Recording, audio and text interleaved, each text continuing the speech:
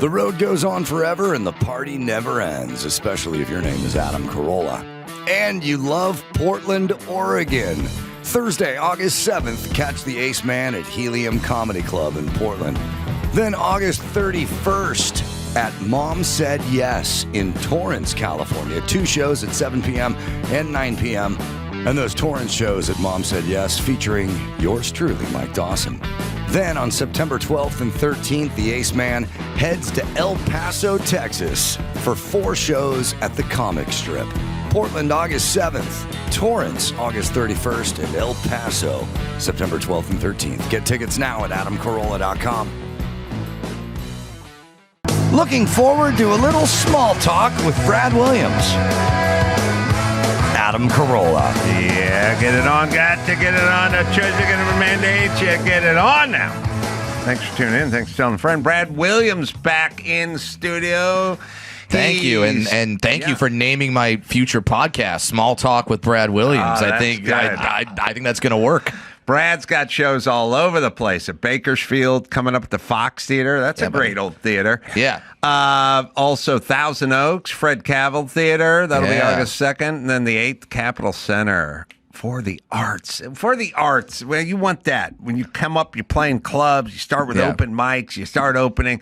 If you went for the arts at the end of the venue. Yeah, it's nice to be telling dick jokes after the ballet was just there. Yeah, it is kind of funny. It is kind of like a big time sort of screw you to all the people that said, comedy, what's the future in that? It's like, 1 week in December, it's going to be the Nutcracker, next week, me. Still a holiday theme. Still a holiday theme, let's be honest. But it is crazy when you see like, oh, the symphony is going to be there, or oh, they're doing their version of the Book of Mormon, and then me. It's awesome. I awesome. totally agree. I like it. I like it when there's a big band like Santana or something like that, because I'm like, they had to pay that whole percussion. Right. They had 14 guys in that band. Oh my God! Like I just played. I was up in Canada near Toronto. It's this place called Casino Rama, which sounds like a fake name. Like it's Casino Rama, but the city's Rama. And I was just looking at the sides and seeing all the big bands and thinking the exact same thing you were. I'm just like, oh my God, I have 2 people with me. I have me and my opening act, JB Ball. They have guitar techs, 9-piece band. Oh my God, they're making no money. No, I agree. And the funny thing is, the answer to that is sort of a weird thing when you go, okay, the theater holds this. I know how much the theater costs. I know how much I'm getting paid. These guys have like 11 guys in their band plus all the techs. How are they it's like they're not, like maybe they're breaking even. When I would say that to Mike, he'd go, that's why they have to tour. And I'd go, no, that's what I'm saying. I'm saying I don't know if they're making it here either. And they go, they do it in volume. It's volume. Oh, and it's so like, I don't know if Mike knows his multiplication tables, but or division. To be fair to him, they're not making that much, and they have to do a lot of it. But anyway, there's also a sad thought. There's a sad thought that I have, which is a good old-fashioned low self-esteem thought. I will walk out after the show in the casino or whatever, and they will put up on the marquee who's coming back next, and I will look up when it's Night Ranger. Yeah, and I will. There's only one way to rock, Brad. And I'll see like Gordon Lightfoot or Air Supply or something, and I'll go, oh, it's so sad. What happened to those guys? What happened? It's sad. It's sad. I just got done playing this place. So why isn't it sad for me? No. It's great for us because that's not what you think comedy is going to be. When you start doing comedy, very few people go, oh, no, I'm going right to theaters. Like you think, okay, I'll sell at some clubs. Maybe I'll get to there. It's just more that I was in junior high listening to Air Supply on the radio, and now we're sharing the same theater. They gotta be fucking very upset. They gotta be mad. Like if Sarah McLachlan comes to play this venue, and then she's like, who was here last week, expecting to hear like some crazy popular band, they go, oh, the comedian Brad Williams. Yeah, she's got to feel awful. Yeah, horrible about herself. Like, I'm playing Brad Williams venues. That's terrible. Me, I'm stoked. I got a thought, which was I was driving through Malibu, PCH, looking at all the destruction, all the work. And I was hearkening back. I was like, it seemed like about a year ago, I was seeing these signs on the side of the lifeguard stations, which, and I like things that are emblematic, is what I'm saying. Like, I like things that illustrate things clearly, such as, which I was explaining the other day, which is like, we had a choice between a guy for mayor and Rick Caruso, who had his whole private fire crew stationed 2 days before the fire and was putting fire retardant material on the roof of all the structures that he'd built, or a woman who was in ceremonial garb in Ghana doing a dance because somebody she never met was made prime minister in Ghana, which I don't know how much further away you can get from Los Angeles. So those were our two choices, and we went with the one who was in Ghana versus the one who had his own fire department was preparing and look for a how fire. It worked out for us. So good vibes. I like things that are emblematic. And the thing that's funny is in Malibu, they put these signs up on these lifeguard stations. I'll show it to you. I took pictures of it. It drove me insane. We'll blow it up. It's a long PCH, and it says, "Keep our beaches hate-free." Now, I would like to put a sign up that says, "Fill the aqueducts, bitch." Like, you know what I mean? Like, okay, I don't. Let's just go in order of importance. Can we do this? Sure. Water to fight a fire. Sure. Clearing the brush so that there's not fuel for the fire. Right. Stationing fire trucks in vulnerable places to jump on the fire and get it before it spreads. Sure. Versus the problem of hate on the beach in Malibu. Now, where would you, if you were to put those in order, if you were like a citizen, let's say you own some structures in that community. Sure. Could you possibly pick an order? Might you even put keep hate off our beaches second? After filling the aqueducts, or would you dare? Let's not get crazy. Okay. All right. I mean, and to have this sign. By the way, the sign's gone because it burnt in the fire. The sign went up in the fire. But this is so LA. Adam, this is so perfect. Yes. Adam, okay, you're getting worked up about this, and you're actually getting angry, which is a synonym of hate. So you need to read the sign. You need to read the sign and calm down. Beach. Okay, keep the hate off that beach, Adam. Stop making swastika sandcastles. Somebody, you understand, this isn't a rogue lifeguard. No. Somebody had to put it through a city council. Right. This thing had to be sent out. God knows this thing wasn't a penny under $5,000 to make this sign for the taxpayers. There was a team. There was a team to figure out what slogan. It's not going to be. We're not going to do. Now, was this photo taken after the fires or before the fires? Before the fires. Before the fires. This is where all the money was going. Yes, as well it should.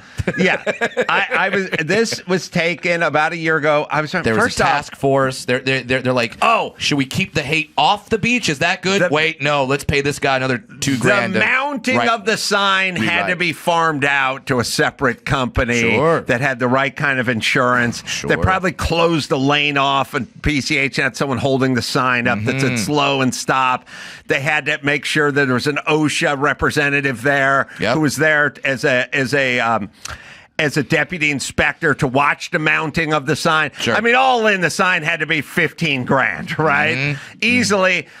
Is hate an issue at the beach?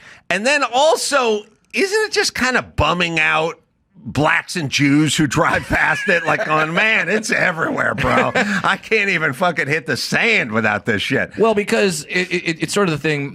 My dad was an attorney, and he always told me when I would like make fun of all the crazy language that are in these contracts and everything, and he would always tell me, hey, the only reason why that language is there is because at some point there was a lawsuit and they had to add that thing. Yes. And if I'm a minority, I mean, I am a minority in terms of little people, but if I drive by that, I see that, I go, oh, there was an insane incident that made them have to put this sign up. That's what I would assume. Okay. That's what I would assume. But then you look at the beaches of Malibu, there's no Bruce's Beach and Redondo Beach incident that happened in Malibu where everyone's like, all right, there was no massacre in Tulsa on the beaches of Malibu where we have to be like, we got to like now when you go to Germany, every Jewish synagogue has an armed guard 24/7 in front of the Jewish synagogue. Really? Why? Because there was an incident. 80 or so years ago. They feel kind of bad about it.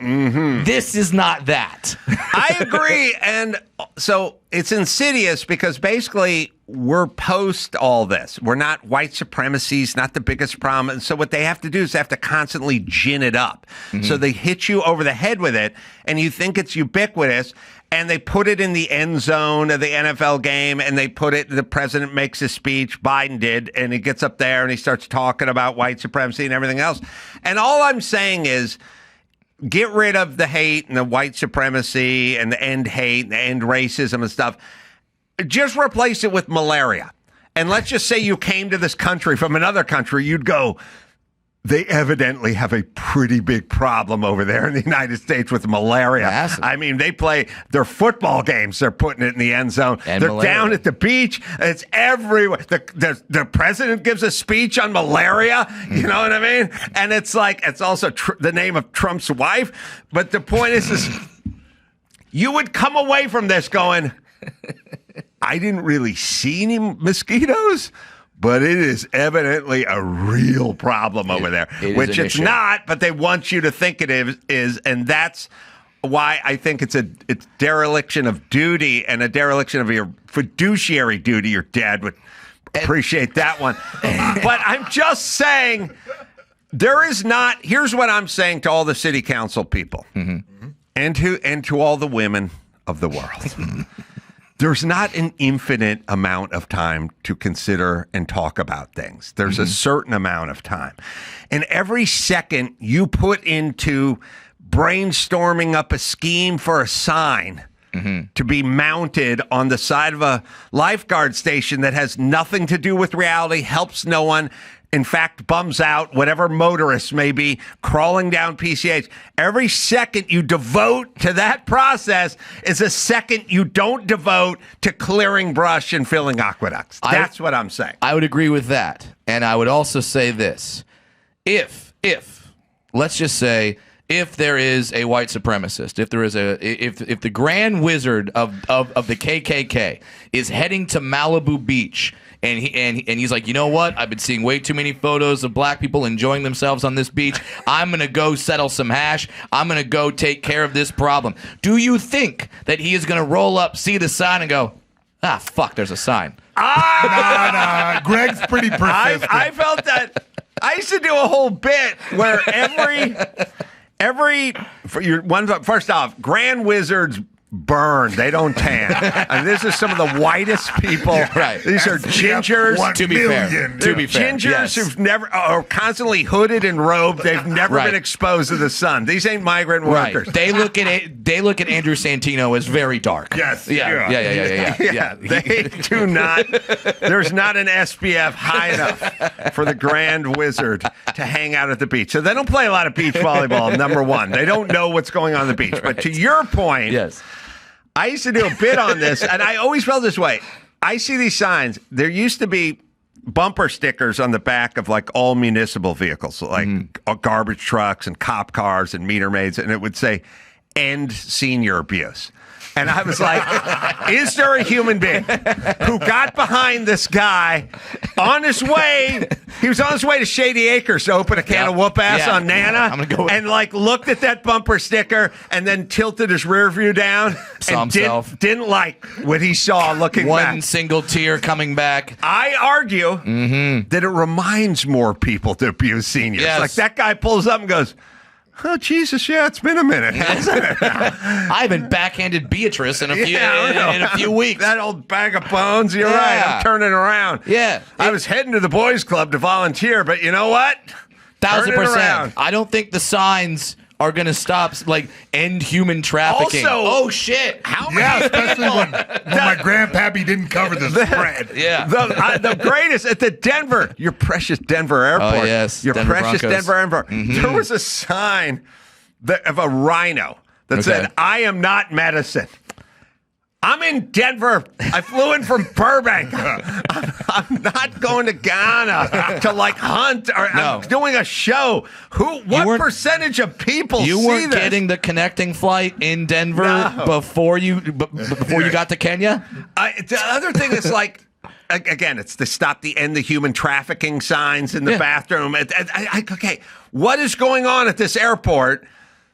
What do you want me to do about it? Yes. And how many people see this sign and go, "You're right, I'm in a position where I could affect this senior abuse or the hate on the beach." People give way too much respect to signs. They do. They think signs are so powerful. I remember when the bathroom gender debate was going on, and they're just like, "Well, if we don't make specific rules, there's going to be men that go into the women's bathroom and say they're a woman and then diddle a little girl." And you're like, I don't think the sign was stopping them. No. I think if they're committed to doing something that monstrous, they're not going to be like, well, I'm not the right gender. I can't go in that. I can't go in this bathroom. I like the ones that are like, I like the gun-free zone type with sign, which just reminds the one guy with a gun it's going to be pretty good in here for a while. If I'm the guy with a gun going into the gun-free zone, I'm like, I feel more safe than anybody right now. You are an apex predator, my friend. Yes, I am not medicine with a rhino at the Denver goddamn airport, and all I do is stare at it. And first off, I get bummed out. Can I just tell you something? Yeah. The more signs.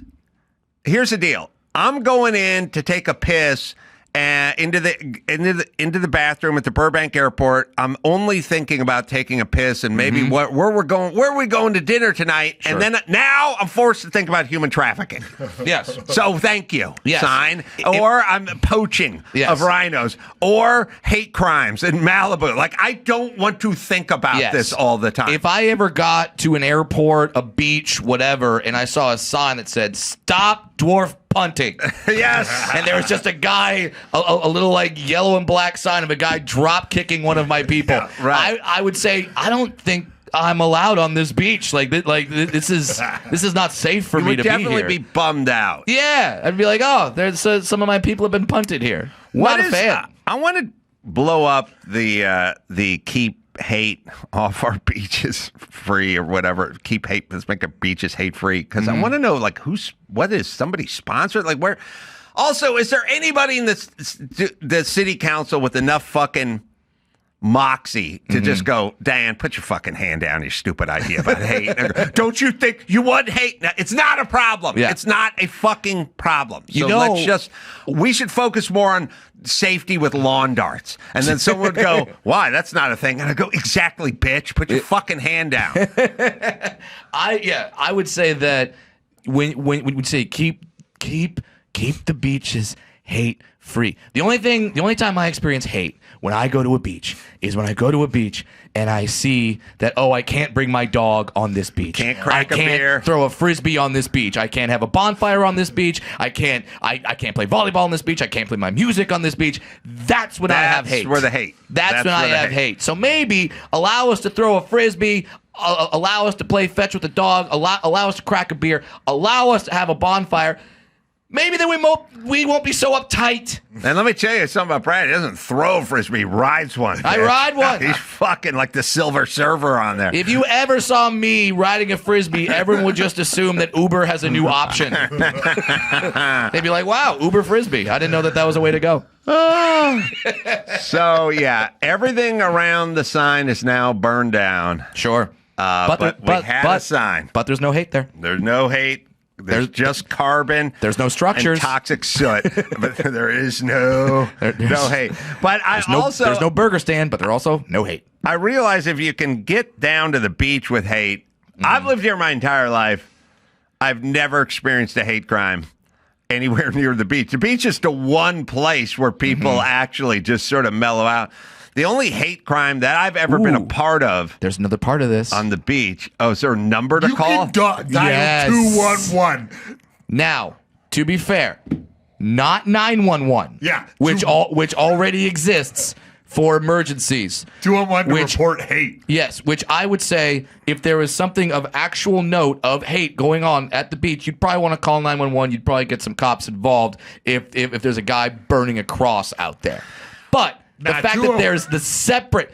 So we gotta call it. Yeah, Andrew, you gotta call 211. First off, you're not going to speak to anybody. If you do talk to someone, tell somebody I went down to Malibu. I brought my Ziffy board, and I thought I was going to have a good time. And then some guy called me a filthy kike, and I want to report this shit. It is 100%. It is 100% automated. It's gotta be. If it is automated, this might be the funniest automation. Says, press 1 if you have been called a racial slur. You press 1. Press 1 if it was taco vendor. Press 2 for towel head. Press 3 for... You're just like going down it. Yeah. To report a hard R, press 8. Yeah, and mash all of the buttons if you were told to go back home. Yes. So wait, what's it say under this thing, and what's 211? Hey, can we please call the number? You understand? I just called, got no answer. We're spending money on You got no answer? Nobody does. Well, yeah, because white privilege. Yeah. Tell them I demand satisfaction. Let's see. If you or someone you know, I like when they brought it out. Yeah. Getting it broad. And been a victim of what is that? Of a hate incident? A hate incident or crime. Or crime on the beach. Incidents we should call. Incidents doing some heavy lifting there, because if I'm on the beach and someone's, playing Kicking sand in your face. Calling you little man. I mean, see, I feel like crime. I feel like that's a crime. It is. But if someone's playing a genre of music I'm not a particular fan of, is that an incident? Yes. Can I call that if you're playing the Indigo Girls? Sorry, Indigo Girls, for Brad only listens That's to hate speech. He only listens to jigs. Very true.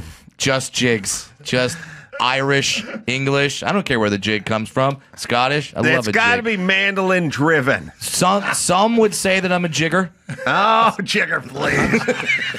Yeah, so we crafted a sign that had to cost thousands and thousands of dollars and mounted it on the side of a lifeguard station that bummed everyone who went to the beach out for no reason at all. But we did not put one nickel into clearing brush or burying power lines or manning or fixing fire equipment. We did none of that. And now everything around the sign is burnt down. All right, LA, there you go. Great job. That's us. That's who we are. To exaggerate your point more, was anyone experiencing like this much hate? I experienced a hate crime when I was about 9. Okay. On the beach, Santa Monica. We couldn't make it to Malibu, but we did. Was this when Ray shoved a turd in your ear? Well, that was on terra firma, my friend. Okay. That was at North Hollywood High. That was during school hours in the middle of North Hollywood. And it's unclear if it was his turd, but it was either his or Chris's turd. Okay. It was one of their turds. A rogue turd. When you get a turd in your ear, you don't stop and ask whose turd is it. No. It's not the origin. You see red and then a little bit of brown, and then at some point you got to get out. Yes. Which that's what happened. No. Speaking of that, yes, I was in the bay with Ray at some point. Yeah. He did shit in underwater into his hand and throw it at me above water. But that was fine because I was in the ocean. It's another thing to be in the middle of homeroom wearing your fucking Levi's and a fucking parka and get shit slammed. Right. So that was a different environment. Absolutely. But to say to keep the beaches hate free, I don't to Billy, to piggyback on your point, people aren't going to the beaches full of hate. I literally, when I have a fight with my wife, we live near the beach. I drive 5 minutes to the beach. I stare at water for 10 minutes. I'm calm as all heck, and then I drive back home and I go, I don't even remember what we were fighting about. Shit out of that witch, and then go back and fuck your girlfriend at the beach. Hey, I'm with you. No, wait a minute. I was the recipient of a hate crime because when I was like 9 or 10, I used to think about it all the time. People go to the beach now. First off, there's equipment, and everything's got wheels on it. There's the scooter wheel, Yep. coolers, Coolers got everything's wheels. got everything, and people show up like got they're the fucking wagons. bivouacking, Yep. like it's wartime or something.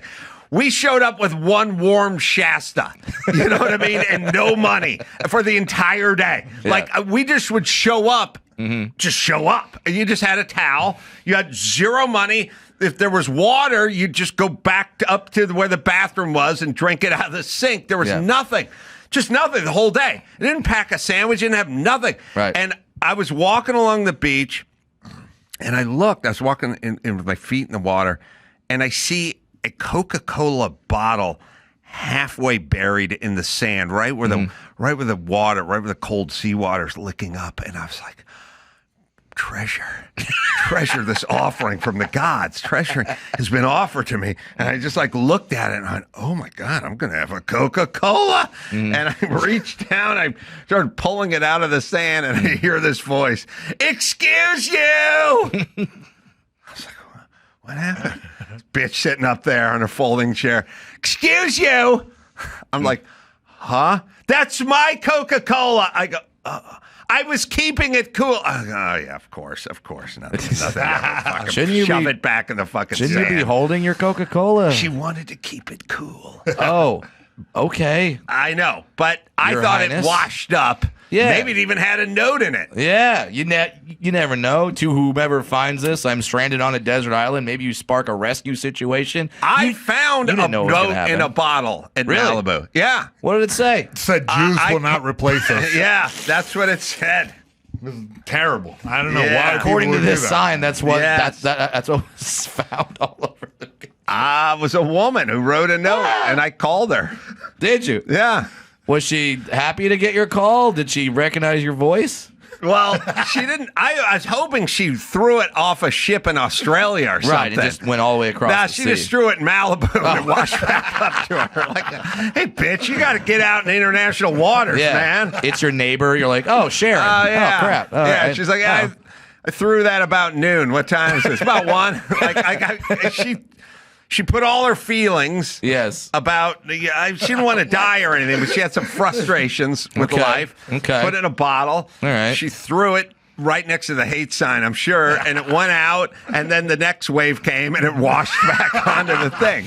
That same day. And I called her. You know, this sounds sacrilegious to be saying this on one of the best, most popular podcasts in the world, but I feel like that was the old version of the podcast where you had some feelings, you wanted to rant, you had some thoughts, and you just wrote them on a piece of paper, put them in the bottle, and said, "All right, let me chuck this out." And you're like, "All right, I got those out." Now I feel like everyone has to do a sad Instagram video for every single thing and every single feeling that they have, and sometimes I'm just like, we could have gone without that one. I agree. No. I don't know where you're at with this. Is we're both, quasi celebrities. Yeah.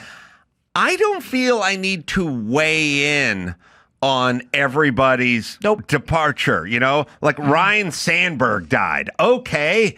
Sure, he was a good baseball player. Sure. Ozzy Osbourne. Yeah, I met him a time or two. Yeah, I've had it made his acquaintance. I knew his family. I don't feel compelled to weigh in on Hulk Hogan dying. Yeah. I knew Hulk Hogan when I was a civilian, and I knew Hulk Hogan when I was a celebrity. But I still didn't know Hulk Hogan, and I didn't spend a lot of time with Hulk Hogan, and now his family can grieve without me jumping in and saying something about us missing a legend or something. And it's nice. Yeah. But I don't like the ones where they go, my friend, my dear friend, the guy you never fucking hung out with. Yeah, we have no other photos. You have the one photo, Right. and it was 8 years ago, not 30 years ago when you were kids. Right, and Henry not Winkler's yesterday. in the photo too. Yes. You know what I mean? So is that just you and the Hulkster? Yeah. I don't know. Homes.com. Some might say Homes.com is the best home shopping site. I would say that.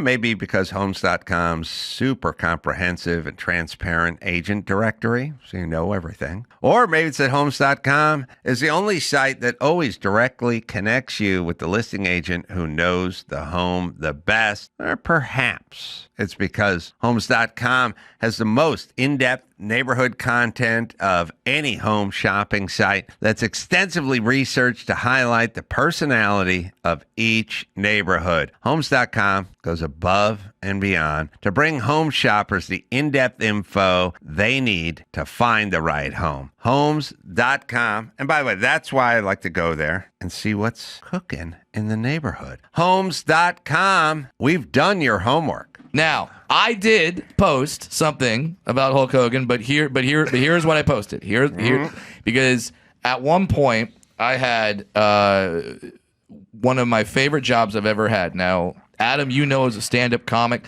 that one of the hardest jobs we could have is that of the audience warm-up guy. Oh, that was my dream job. It's a hard job, though. It's a very hard job. It's thankless. Yes, and for those of you who are unfamiliar, the audience warm-up guy, any show that has a live studio audience will typically have a comedian in there, and their job is to keep the audience hyped, keep them good. So whenever there's a commercial break, if there's a rewrite, if there's a scene change, whatever, that's when the comedian comes out. Now, you never know how long you're going to get. It can be 30 seconds while they just say, let's go again. It could be 20 minutes as they're completely rewriting a scene that did not work. You also can be well into the setup of something that lasted 5 minutes, and then you go, and that's when my grandfather turned to me and said, and then some guy runs out of the headset, goes, all right, bring it off. And they like ring a bell. They don't wait. No. They just, we're going. No, they're not like a perfectly timed baseball announcer that goes, I can fit this story in. It's just, you just go. Right. So I got a job as the audience warm-up guy on a show on Country Music Channel that was called Hulk Hogan's Wrestling with Celebrities. Oh, wow. All right. Audience warm-up guy's a good gig, though. It was fun. It It paid well. Yeah. I was really happy. I'm a big wrestling fan. So I was like, holy crap, I'm gonna go there, do something with Hulk Hogan. And now when you hear wrestling with celebrities, I know what you're thinking. Brad, well, it must have been Chris Hemsworth and Tom Cruise and, Emma Watson and Julia Roberts. They must have all been wrestling. No. Better. Better. Todd Bridges? He was on the cast. Yes. Not even bullshitting. Baby. Oh, man. I know my target demographic. Todd Bridges. Sick. Dustin Diamond, Screech, rest in peace. Also, rest in peace, Baby. Todd Bridges. Half the cast is dead. Wait, is Todd Bridges? I think he's still Todd alive. Bridges is very much alive. We checked on Is he it. alive? Did I just accidentally kill Todd That's the Bridges? second time on this show that's happened. No, it's when everyone in the cast is dead and you were the one who should have died first. Yes. Everyone does Yes. the math, but he's still here. Is he alive? Yeah. Wow. Yeah. I apologize, Todd. I No, apologize. we kill him every other week. Oh, my God. So Todd Bridges, Screech, Dennis Rodman, Danny Bonaducci. Sick. There was a Stallone. Oh, let me guess. Fly? No, Fly? no, we're gonna say it's even. There's a Eunice Stallone. Harpo There's a half Stallone? sister that not. Hey, we got Frank. We got Frank. Frank. You got Frank. We got the number 2 Stallone after whatever woman is married to Sly.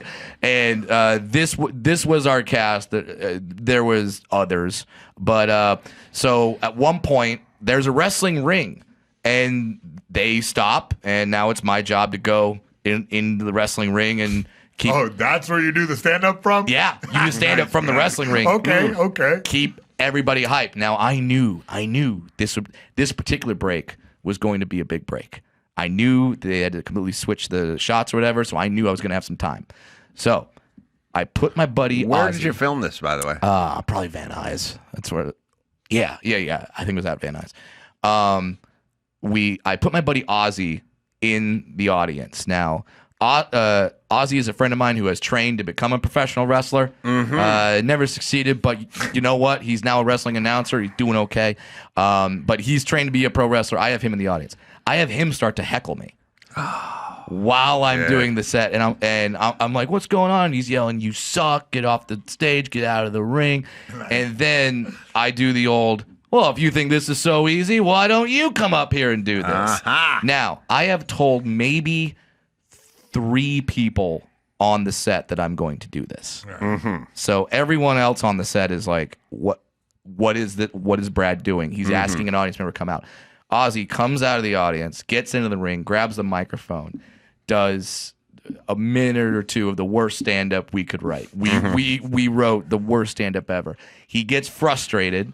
The audience starts booing him, and then he turns and cracks me over the head with the microphone. Wow. Just hit me, and everyone's going, ah! Yeah. Everyone's like, did not see that coming. I get up, reverse something. We go into a lockup. He throws me against the ropes. I duck it, hit him with a cross body block. At some point, I actually picked him up, body slammed him. Wow. And then I go to the top rope. Top rope. Well, second rope, but it was high. It was high. It was high. It was high for me. Right. Yeah. Top rope and dwarf. Yeah. And then nail a frog splash. Wow. I asked one of the people on the show, these one of the three people I told what's going to happen. He was ready in a referee outfit. He runs, slides into the ring. 1, 2, 3. The place erupts. Wow. Goes nuts. And then they're like, all right, we're back. We're getting back. All right, we're going to do it again. We're back to shooting. Hulk Hogan stops and goes, no, we're not. Come up here, brother. I want to talk to you. Wow. He stopped production for a second. I came up there, and he looks at me and Ozzy. He's like, oh, man, brother, you guys were like the wrecking crew out there, brother. I'm like, all right, we got a tag team name if we ever do this for real. But he just wanted to give us our props, and that's my Hulk Hogan story. And That's beautiful. So man. that, as a kid in the 80s, that's like meeting your superhero. Oh, I met him. Oh, you did? Yeah. Oh, I met him when I was 10. When you were 10? Oh, yeah. Yeah? 10. I was pumped. Really? I was pumped. Like, we were supposed to go meet him, and, the after-school program that the military had for us. Oh, right. Yeah, and then they said, Hulk has to go to another appointment. We missed him. Whoever ran that program loaded all his kids on a bus, and we chased Hulk Hogan to the next place. Really? Yeah. I never thought about how crazy that was, but and I was pumped, bro. I was going to ask him, like, I was on the bus. Imagine you're Bubba the Love Sponge's wife's house and a school bus pulls up. Her kids start piling out. You're like, put your clothes on. If you know why that's funny, that is so funny. But I was going to ask, how he slammed Andre the Giant, whatever. Sure. Man, we're in this big auditorium. We're up there, man. He shook my hand, and I said, why you got banana hands? And he was like, all right there, brother, and slapped me on the back. And I was like, I fucking blew my interview. I blew my interview with the Hulkster. What is even a banana hand? Were his hands No, yellow? his hands are just so big, and like it was like bananas, bro. You know what I mean? I'm like, why do you got banana hands? Oh, his fingers were like long. Yeah, blew it, bro. 10-year-old, that's exactly how I thought. Yep. And you'll never get Never that get chance another again. chance. Never get Son another of a chance bitch. to make good. I don't know if I don't think I've ever met Hulk Hogan. Never? I don't think so. I figured All everyone right, at I least got ran one into him. interview on the Ace Man. Yeah. Bad question, but let's not talk about it. You know, what did he get to 72 or something? 71. Yeah, 71. yeah. The over-under on those guys are mid-50s. Borrowed you know what I time, mean? bud. And Borrowed time. all the stress and abuse they put themselves through. Everyone's looking at Ric Flair going, how? How? How? How is, Todd Bridges conundrum. how is he doing Same this? thing. Like, how Everyone the just hell did he assumes make he's it? gone.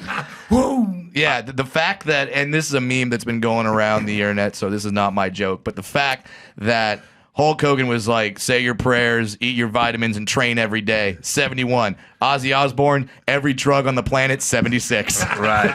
Have fun, everybody. Let's just say have fun. Well, look, the reality is it's all genes. Yeah.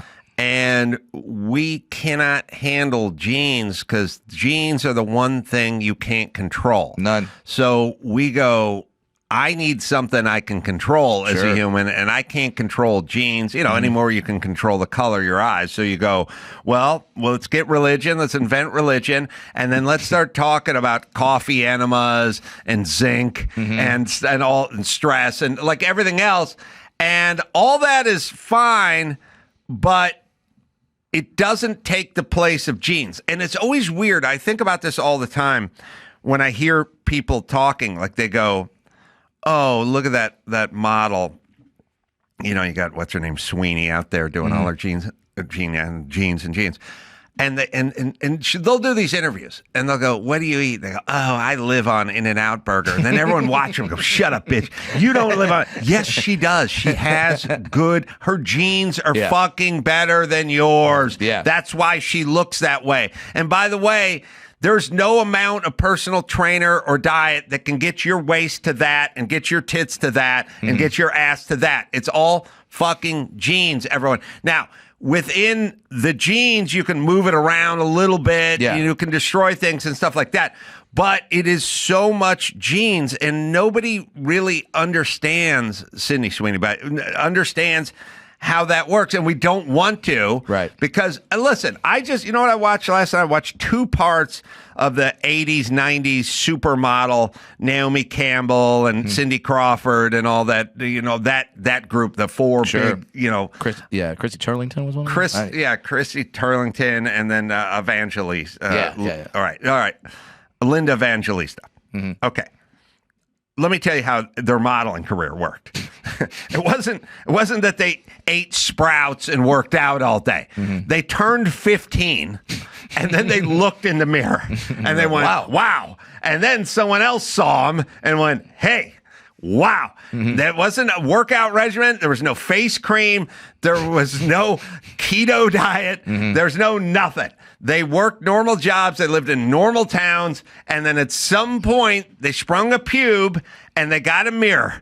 And then they looked in the mirror and they went, whoever's looking back at me is super hot. And then they looked at the chick who's on the cover of the magazine that they bought at the Piggly Wiggly, and they put it next to their head, standing in front of the mirror, and they went, you know what? I don't think there's anything better there than there is right here. I got it. In DeKalb, Illinois, standing in front of this mirror. Yeah. And guess who ain't going to be in the fields during the corn harvest next season? This bitch. I'm going to be in Milan. Okay? And that's how it works. Yep. Genes. Yep.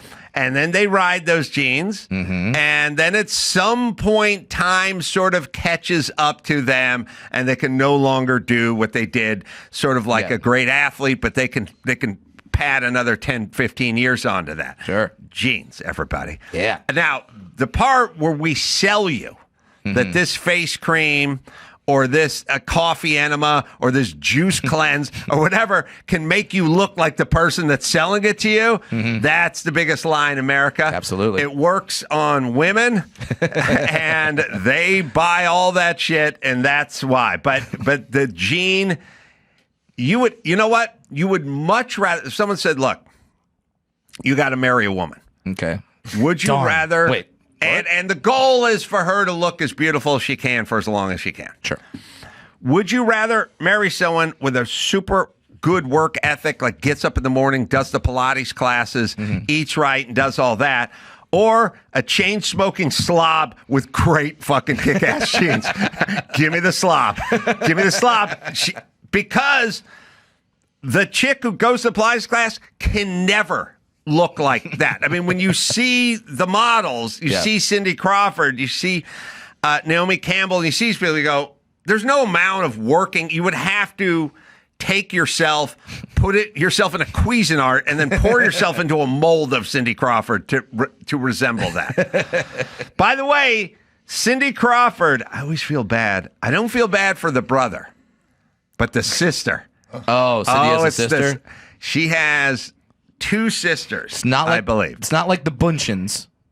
Right, Giselle? Yeah, Giselle, who always claims that her sister is prettier than her. Oh, I love it. Yeah, but also, that's a great compusult, a great compliment insult. Yeah. Oh, no, my sister, she's way hotter than me.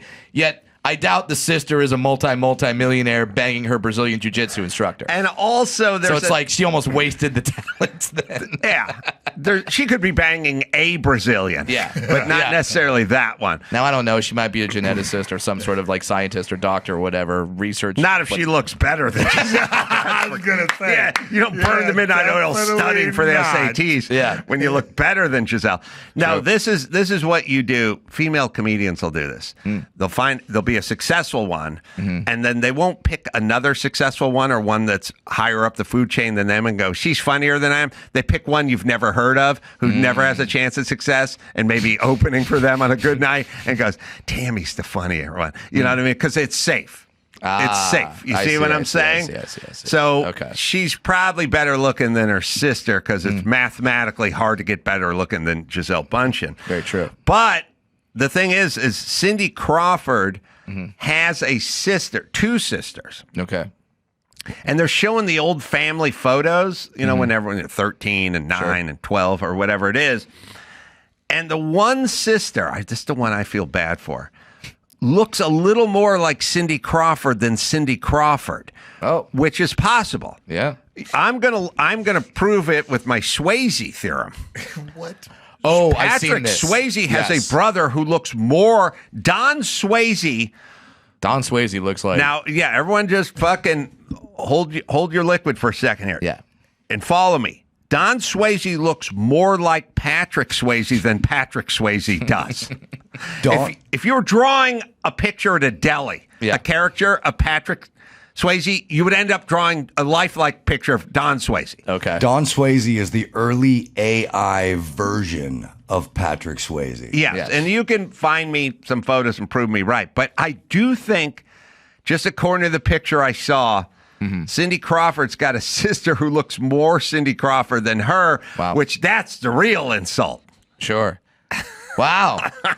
Yeah. Don Swayze. There's Don. Like, he looks more like Patrick Swayze than Patrick Swayze. If he dyed his hair blonde, absolutely. Done and done. Wow. He looks like a caricature. Yeah, I get it. Yeah. Look at those eyes. Good job, I did Don not Swayze. know that was the actor. That's the actor from Sunny in Philadelphia that plays the guy's dad. Now- Don Swayze? Yeah, I think so. Yeah, He does. It looks like in Knight Rider when they had an evil. Yes. David Hasselhoff. Yes. It's basically if you did a Goatee. movie where you need an evil, like Patrick, we need an evil version. Right. Grow a goatee. Right. They always threw a goatee on any Always. evil guy. Always. It's got to be rough now that you have a goatee, right? Be mistaken for evil guys all the time. I currently do have a goatee. So, yes, I am evil Brad Williams, which Peter Dinklage would probably argue is just evil Dinklage is me. evil Dinklage. Yeah, I'm evil Dinklage. That is a good one. If you told me who was that and gave me no context, I would say, yeah, that's Patrick Swayze right before he passed. So great. does Cindy Crawford have a sister who looks more like Cindy Crawford? But that's a bitch. Now, if you have a brother, the brother's playing football, he's banging his girlfriend, his sister, Cindy Crawford, that's fine. The sister, especially if there's one that's like a year older. Yeah. And she's got a job at the local A&W now while you're in fucking Paris. And now you're coming out on the cover of everything. You probably had a few good arguments, too, that led up into this, where you told her she'd never mount anything and everyone hated her because she was ugly or something. You said something horrible that stuck in her craw. You know the male version of this. We got to watch the male version of this play out on television in front of us.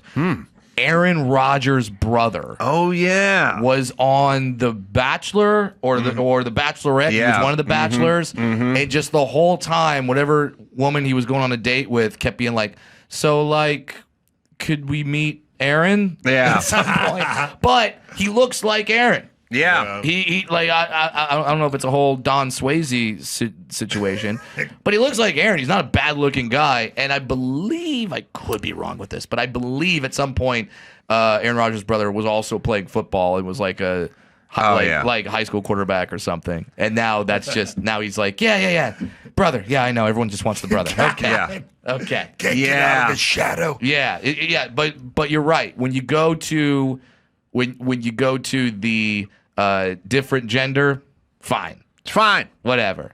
I wish my sister was a millionaire who traveled the world and and hammered checks. You know what I'm saying? Are these the Crawfords? Who are we looking at? I don't know if it's all. Oh, yeah, that's Cindy on the far right. Cindy's on the far right, but I'm going to need to see younger. Yeah. I need to see pictures when they were, 14, like family. Well, Family now pictures. that's a weird Google search. Yeah, get that out of my history. 14-year-old Cindy Crawford. Google in 14-year-old Cindy Crawford with a penis and see what pops up. AI slop. Yeah, It's also a weird thing because you see the mom, you see the dad, you see the two sisters, and it's like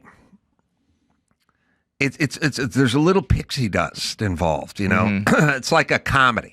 I always tell people you do making a comedy movie or sitcom or anything. It's like somebody said, I'm going to make a stew for you, Brad, and then you went, okay, well, what do you like? And I go, well, you like beef cubes? Okay, Yeah. potato, Love get it. some onion, get some garlic in there, Sure. big chunks of carrot in there, Awesome. some beef broth and stuff. And, Yeah. and at some point, I was finishing it, and I said, well, here you go, Brad. It's your stew with everything you love in it. And you took a little ladle, and you went, yeah. It's all right. It's all right. Yeah, it's like all right. you go, you don't know till the end though. Right. So right. like, there's comedies you can put everything in them, and then you just watch it and you go, all right, All right. all right. And it's that way with supermodels. Like you see the eyes, you see the chin, you see a little in mom, you see a little in dad, you see a little in the sister, but it's just not all coming together in that perfect order. Je ne sais quoi. Yes. Well, it's like when you and Drew were together, and then everyone tried to duplicate that. It's like you can't just have comedian physician. You can't just have there was a special sauce.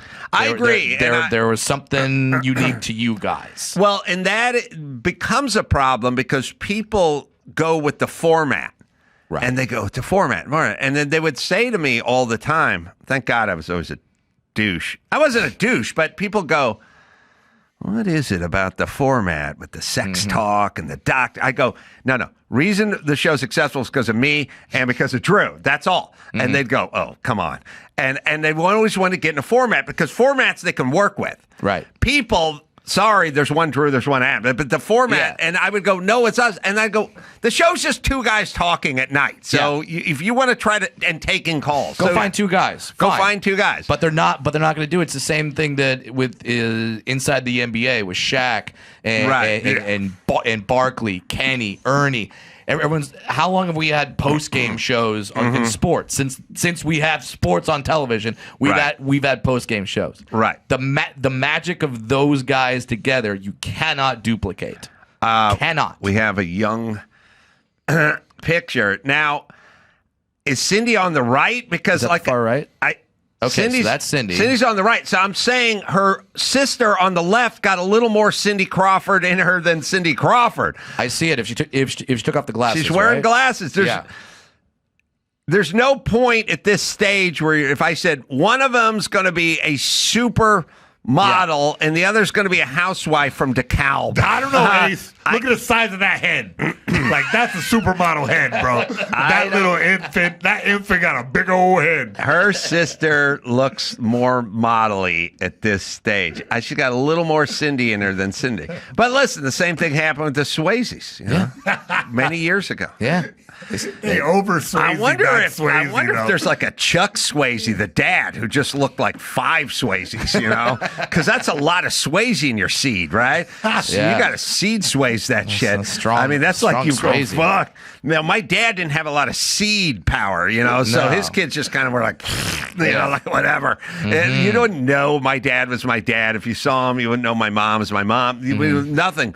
But some people, that Swayze seed, man, that's a potent seed. It's a strong seed. Strong Swayze seed.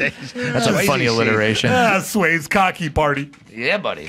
So I've been watching. They all figured out they were hot about 15. And that's how you become a supermodel. Yes. Figure out you're hot at 15. Right. I don't know, measure the size of your face. There's always they always get passed on early for some reason, Sure. There's like a Miss Illinois teen pageant, and I came in fourth. You know what I mean? It's like how many bitches in DeKalb, Illinois, are hotter than Cindy Crawford at 16? You know, Yeah. But somehow. They always there's always that, you know, it's like when the program director wanted me to do a radio show and I was like, how about I do it me and my friend Jimmy, and they're like, he's not talent. He's a behind the scenes guy. I mean, you're talent. Been saying it for years. He's hosting the Oscars. You know what I mean? Right. It's like it's insane how many of those slip through the crack.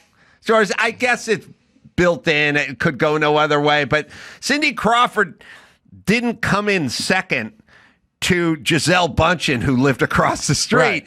She came in fourth to a bunch of no-names from DeKalb. Yeah. That's the way it works. I mean, I don't know if there's some Michael Jordan getting cut from his high school team in there, where it's like Cindy needed the extra motivation to get hotter. I don't know. She willed her hotness.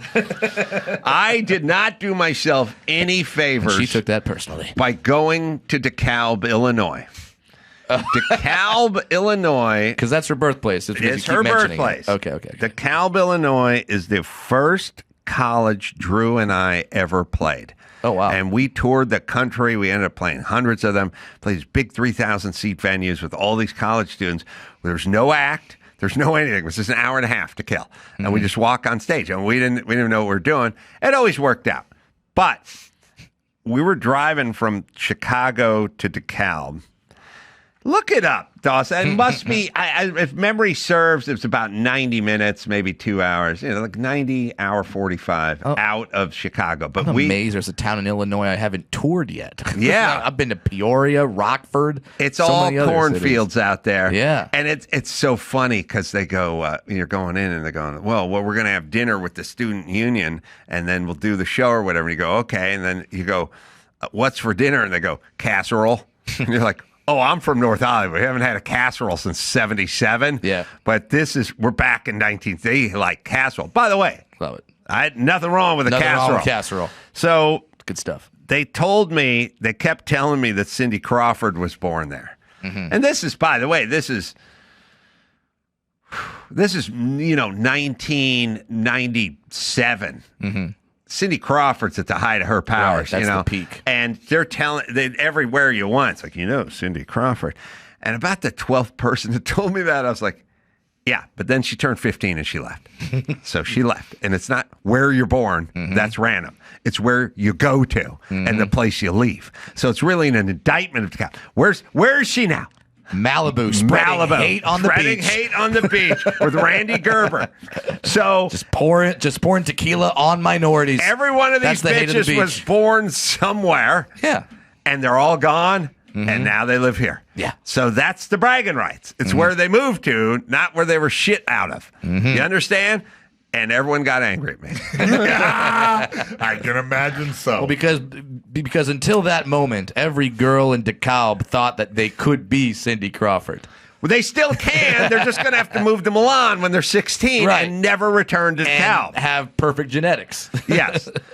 37 minutes from Chicago? Wow, I thought it was a longer haul than that. I just remember being in the back of a stretch limo. They picked you up. By the way, everything smelled like cigarette smoke, back then, like the back of the limo. And me and Drew, 37. How many miles 37. is it? That's what I need to know. I didn't know it was a striking distance of Chicago. It's by the way, it's in the sticks, man. It's like cornfields everywhere. Like it is weird. Yeah, it's always jarring when you're in like one of the big metropolises of our country, like Chicago, and you go 20 minutes out and you're like, oh, there's nothing. Yeah, nothing. Oh, wow. 57 miles. Amazing. Oh, that makes more sense. I did some shows, some music shows in DeKalb a long time ago. I did that trip, and I was in DeKalb when they had the Corn Festival. The biggest thing in DeKalb is the Corn Festival. And they called it the Corn Festival, and it really bothered me that they didn't call it Corn on DeKalb. Oh, Dawson, leaving fucking money on the table. Absolutely. Now, according to my calculations, Dawson, if DeKalb is 57 miles outside of Chicago, in order to make it in 37 minutes, you'd have to average 119 miles an hour. So I may have been right with my initial projection that it was about an hour and a half out. You're doing the cannonball run straight yeah. to Chi-Town. Yeah, like Wile E. Coyote probably couldn't have made it on one of his Acme rockets. Well, at least we all know the traffic in and out of Chicago is notoriously just wide open. Well, this is not bad at all. But if you want to know my life, here's my life. I went to DeKalb once and one time. I'm sorry. I thought you meant the flight. How long is the flight? I missed From that. Chicago to DeKalb? I didn't even know you could fly. Yeah, yes, you can. Wait, you would fly 57 miles? You can. Expedia has a... All right, let's get on this. There's a municipal airport in DeKalb.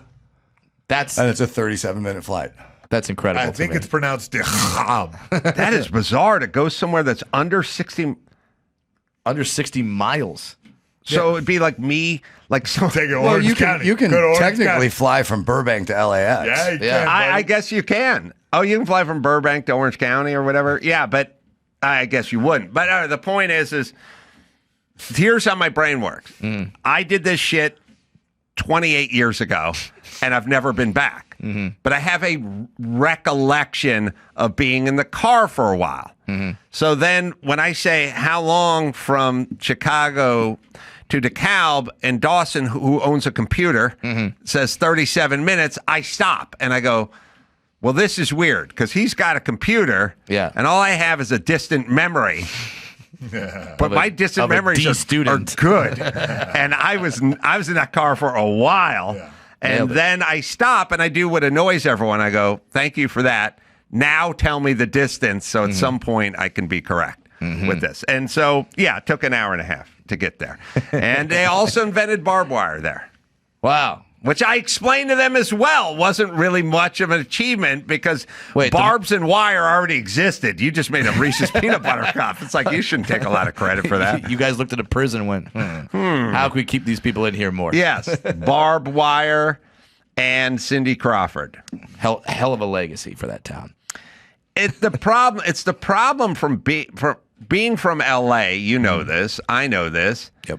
There's no plaque in front of the high school. There's no buzz on the street. Brad Williams. No one gives a fuck because there's everybody all the time and no one gives a shit. Right. You grow up I guarantee if you grew up in DeKalb, there'd be a lot of talk about Cindy Crawford, barbed wire, Brad Williams, casserole, and then... The Brad Williams Community Theater is still there to this day. Yes, you've seen the plaque on the park bench. Exactly. Theater for ants.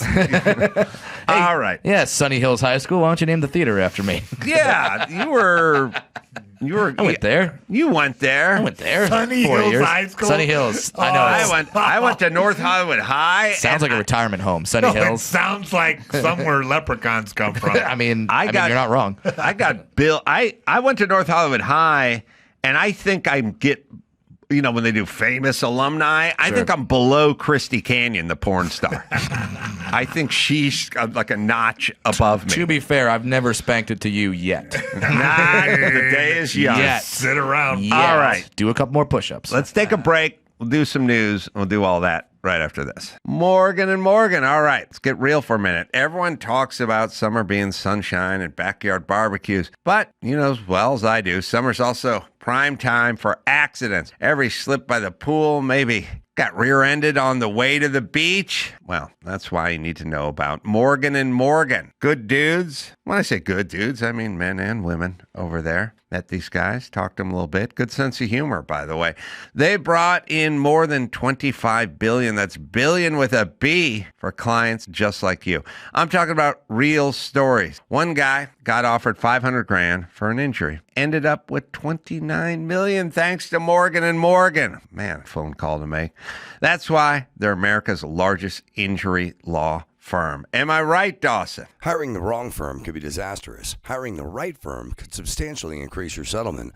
With Morgan & Morgan, it's easy to get started, and their fee is free unless they win. Just visit forthepeople.com/Adam or dial #law #529. That's forthepeople.com/Adam or dial #law #529. This is a paid advertisement. O'Reilly Auto Parts. Yeah, man. I've been to a lot of O'Reillys around here. I've been to 2 different O'Reillys in like the last 3 weeks. Had to get the battery charge. And I don't even know what those things are called. They didn't have them when I was. You had to get. It's like a jumper box. Charge it up. Pow! Hit that battery. Man, that would have saved me a lot of heartache when I was young. Anyway, O'Reilly Auto Parts offers friendly, helpful service and the parts knowledge you need for all your maintenance and repairs as well. So whether you're a car aficionado or an auto novice, you'll find the employees at O'Reilly Auto Parts are knowledgeable, helpful, and best of all, they are friendly. Stop by O'Reilly Auto Parts today or visit us online at O'ReillyAuto.com/Adam. That's O'ReillyAuto.com/Adam.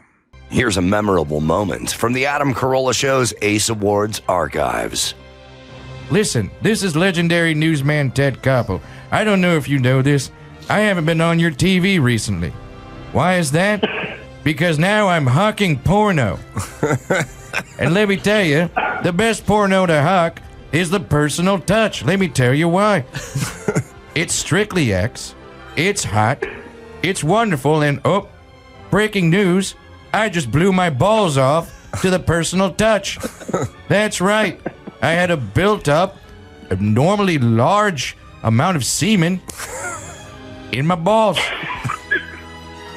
The 2025 Ace Awards, coming this December. Now back to the Adam Carolla Show. That's so funny you said coming this December. I was also coming to the personal touch.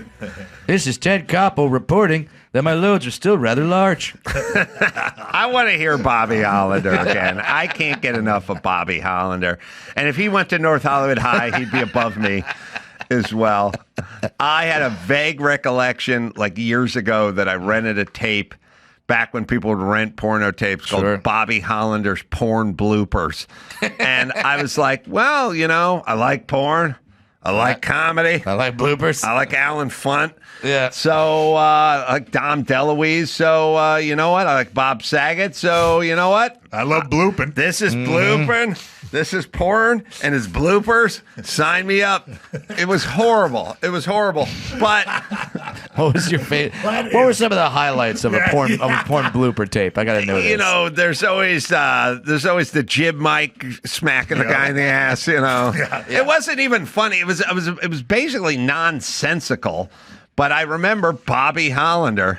And then I went and looked him up, and then I found this. I remember I saw a porn blooper one time on the internet, and I was like, sometimes you see a blooper, and you're like, that's not a blooper. That's like assault or a death, or like that's a crime.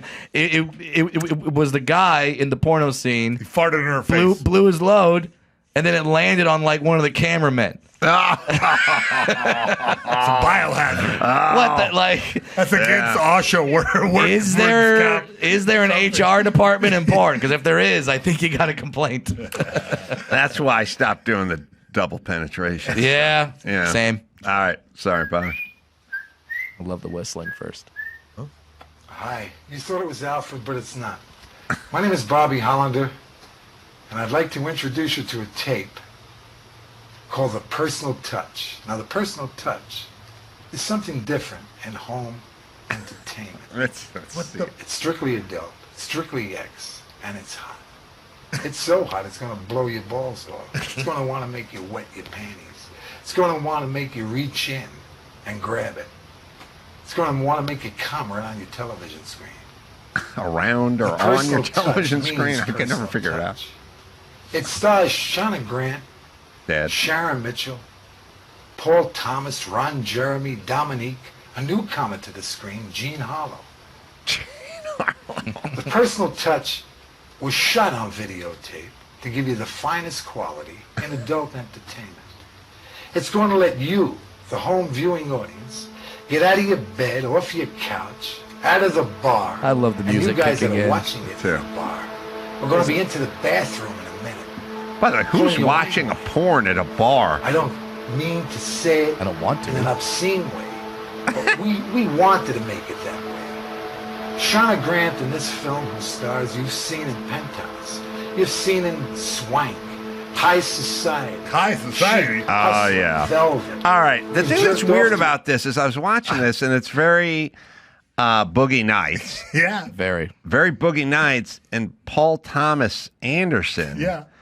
This stars Paul Thomas.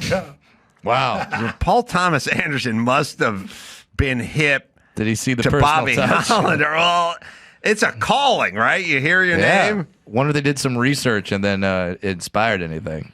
Yeah. That's fantastic. All right. Do we got some news? Got some news. Sydney Sweeney's new American Eagle Good Genes ad is accused of being Nazi propaganda. Who approved this? What? Yeah. Everything is Sydney Nazi seems to be propaganda. slammed by fans for allegedly promoting Nazi propaganda by her Great Genes ad. Here's the ad again. All right. Genes are passed down from parents to offspring, often determining traits like hair color, personality, and even eye color. My genes are blue. Sydney Sweeney has very genes. All right. All right. Where's the Nazi propaganda coming in? Yeah. Oh, it's just Is it because she's blonde and white? Is that why? You can find it quick on some libs of TikTok sort of thing where people are trying to cancel them because they're saying, she's got good genes. got a little eugenics to it. Listen, everybody. The thing. Okay, here's This seems like rage baiting. Oh yeah, no, definitely. I think there's a new world order. You find it in stand up, and you find it with TV commercials and stuff. They're leaning into this now. Like we went. I told everyone, safe spaces and octagons. Right.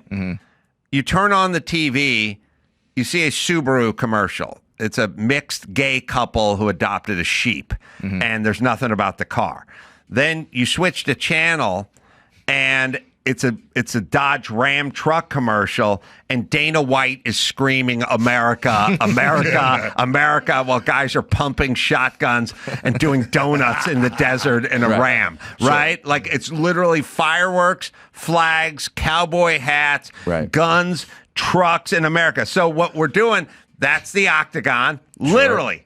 I said to Dr. Drew, safe spaces and octagons for the last 10 years. They're having a UFC fight on the lawn of the White House. It's Dana White is screaming about America on a Dodge commercial. Right. And then the other side is going to be vibes and Subarus and lesbians. Okay. That's safe spaces and octagons. So everyone else, Madison Avenue will figure it out. They'll go, look, why don't we piss everyone off and just fucking have a Dodge truck and start waving the flag and have Dana White? And they go, Dana White's not a voice. Fuck it. Let him do it. Yeah. We'll play the commercial. Tell me this isn't the opposite of every Subaru commercial you've ever seen. Americans, we can do anything we want. Except one thing. We just can't stop being American. So since that revolution, Not a lot of diversity. We just couldn't choose to stop being American. We put Hemi V8s back on the strip and packed 8 layers in a 7-layer dip. We're body slams and blue suede shoes, rock and roll, jazz and blues. Rockin' mullets and Rat Pack suits, even our grandmas have tattoos. We're NASCAR, rock stars, rodeo, monster trucks and power boats. Welcome to our epic show. Keep winning on Sunday, move horsepower Monday, shake the earth and carve terrain, rock the anthem like Kenny Wayne. So get out there, take your swings, burn rubber after the American dream, rev your engines and let freedom ring, and never, ever, ever First stop black being guy showed American. up 8 minutes in. Nothing stops America, and nothing stops Ram. It's literally 0 females. Yeah. Yep. 1 black guy popped in at the very end after we saw 129 white faces. they just went, fuck you. Yeah. Right?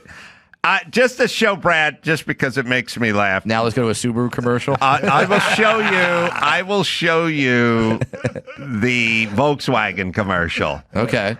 Because the Volkswagen commercial from about 3 years ago, and every Subaru commercial and every fucking feel-good bullshit. Every commercial for Dove where there's a fat chick trying to sell something, we've all went, fuck it, asphalt, no more. When Cindy Crawford, I want a fucking Dodge truck. I want a guy jumping a motorcycle. I want a rodeo. I want Kenny Wayne Shepherd, who does own, I do believe the Dukes of Hazzard car. I do believe, see if Kenny Wayne Shepherd owns a replica of the Dukes of Hazzard. That's the fucker we want in this commercial. All right, this is a commercial from 3 years ago that led to this. And Trump. Okay. Nobody can tell ya So sheepdog, sheep. There's only one song worth singing. They may try and sell Mixed gay couple adopts a sheep. Life gets bigger when you break from the herd. Nothing about the car. No lease deals, no powertrain warranty, no nothing. Just two homos adopting a sheep. To be fair, neither did the Ram. It was the exact opposite of that. Those cars were airborne. They were burning But they were doing rubber. donuts. Yeah, there was a bull jumping through the air with the cowboy in his back. That commercial Right. gave way to the octagon. Everyone everything went, else. fuck this. You got to go the complete opposite way. Right. Which is true. And so That's what happens. the pendulum swings, but now there's no middle ground. It's just Right. all extremes. the genes are going, fuck it. We're leaning into all this. Yeah, let's have fuck everybody. Let's have Sydney Sweeney with an arched back. I know. Telling everyone, zipping up the jeans. Zipping up her pants. I want to hear her again because she sounds like a person who's talking but bored with what they're saying and about to fall asleep. Yeah, She's yeah. like, I have girl. Yeah, a little raspy crust in her. She's like, she's literally boring herself. Genes are passed down from parents to offspring, often determining traits like hair color, personality, and even eye color. My genes are blue. Sydney Sweeney has very genes. 1987, I was just, squirt. Don't tell me she eats In-N-Out burger. That's all she eats. Am I wrong for saying I don't see what's wrong with that There's commercial? nothing wrong with it. I don't see anything wrong with that commercial. No, we're at a point where we got to find Hitlerian comparisons. We got to go to the beach and find shit. Like, we're looking for everything. That guy with the metal detector in Malibu on the beach, he's not looking for metallic stuff. He's looking for hate. I've said a version of this for a really long time. If you call everything a Nazi, nothing no is more a Nazi. Nazis. So save the word Save the Nazi Nazis. for the Nazis. I agree. I know you've wanted to save the Nazis, but Save the Nazis. No, I've said a million times. I've said a million times, never been a better time to be an actual racist. Yeah. You just get lumped in with Sydney Sweeney. Yeah. It'll be awesome. Yeah. No one will know. Someone no one will just care. says, something that, you're just like that person that one time misspoke like one time for a millisecond and then immediately corrected themselves. If somebody said, did you hear that racist shit that so any comedian said, you just go, okay, give me a break. Yeah, I'm sure. Sure, it was horrible. Yeah, now Right. If someone told me, hey, did you hear about so-and-so comedian? They said something really racist. I'll go, oh, you mean funny? Right. All right. What else? We got? Next up, astronaut Katy Perry and Justin Trudeau step out for dinner in Montreal 1 month after she announces a split from Orlando Bloom. I was just in Montreal last week. Well, why didn't I run into I them? don't know. They were seen eating at a neighborhood restaurant, La Violon. People can confirm. Okay. The duo met with Chef Danny Smiles during dinner and headed to the kitchen after the meal to thank the staff. Sure. Yeah. What do you think they talk about, those two geniuses? I know. I don't know. Trudeau Socks? and Katy Perry. Wasn't Trudeau married? Or did he get separated or divorced or something? It's a weird thing. So Trudeau's got the deep leg cross, super chick-like deep leg cross, right? Yeah. And Obama's got the deep leg cross, and Gavin Newsom's, all the progressive dudes have the deep crossover to signal that where they're at emotionally with the community and whatever. And it's hard to get deeper than Gavin, but Trudeau gets a real deep leg cross too. I was watching an interview. Pete Buttigieg, gay guy, no deep leg cross, over the top, ankle on kneecap. Love it. That's Indiana gay. That ain't California gay. If it's California, you're gay. You got to twist yourself like a piece of pasta or pretzel. He's so gay. They got separated in 2023, Yeah, so he 18 was years married. of marriage, yeah. Okay. Separated. Well, I mean, sure, people can date who they want to date, but here's what I'll say about this though. I don't think I'll ever be this famous, but I don't want to be so famous to where when I eat at a restaurant, I feel like, okay, I'll go to the back and I'll say hi to all the staff. Right. Yeah. I see. I just want to pay the check and get out. Yeah. I don't want to be like so famous where it's like, oh my God, this is a moment for everyone to meet me, so I'm going to go do There's this. the right amount of famous to be. I've been around that level in my life, and it's the part where the manager recognizes you, but the guys in the booth behind you don't. And so you don't get bugged, but the manager sends over an appetizer and then does somebody sits you at a high top in the middle, and then he goes, well, let's see if we can do a little better than that. And then you get moved to a booth in the corner. That's what you want. Just that guy. Dude, so I was having dinner one time at one of my favorite places in Vegas. Shout out to them. Herbs and Rye. It's way off strip. Go there all the time. Great steakhouse. Herbs and Rye. Great. And they're all open late. Open late. So you can go to a show, you can go to a club. I can do my show, and then when I'm done with my show, done with my meet and greet, I can be like, let's go to Herbs and Rye and get a steak dinner. Awesome place. Awesome. So we go, and there's a line. Oh, yeah. And it's a Friday night or whatever after my show, and I'm like, oh, this sucks. This sucks. I really wanted Herbs and Rye. They do a blue cheese crust. It's so good. And then one of the people comes out. I'm with a sports reporter who's named Amin El Hassan, and they recognizes us and goes, "What are you guys doing in line?" Yeah. And we're like, oh.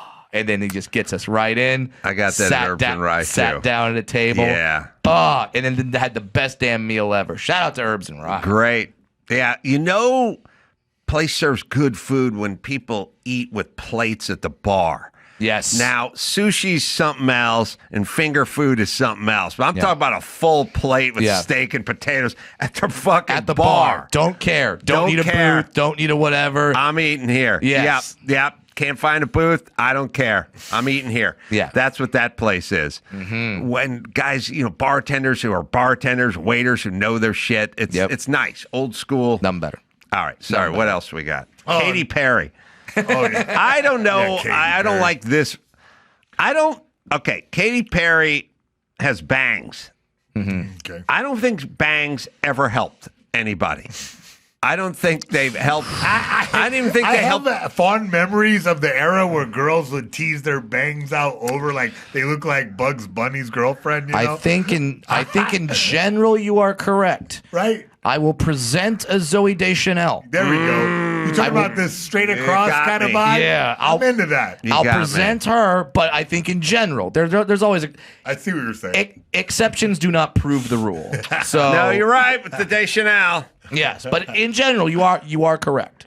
Yeah. You are correct. Imagine we got the Swayze seed together, the Deschanel egg. Oh, man. The That's gonna be a glorious good one. Deschanel egg with the Swayze seed. How powerful a celebrity that would be. I just realized something.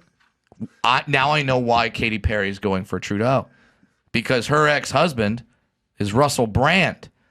So she's swinging back the complete politically. other side of the pendulum. She's trying to show everyone, whoa. I know I was married to that guy, but I don't agree with that. So now I'm going complete other direction. I thought she was trying to get on the Canadian Space Force. I wonder.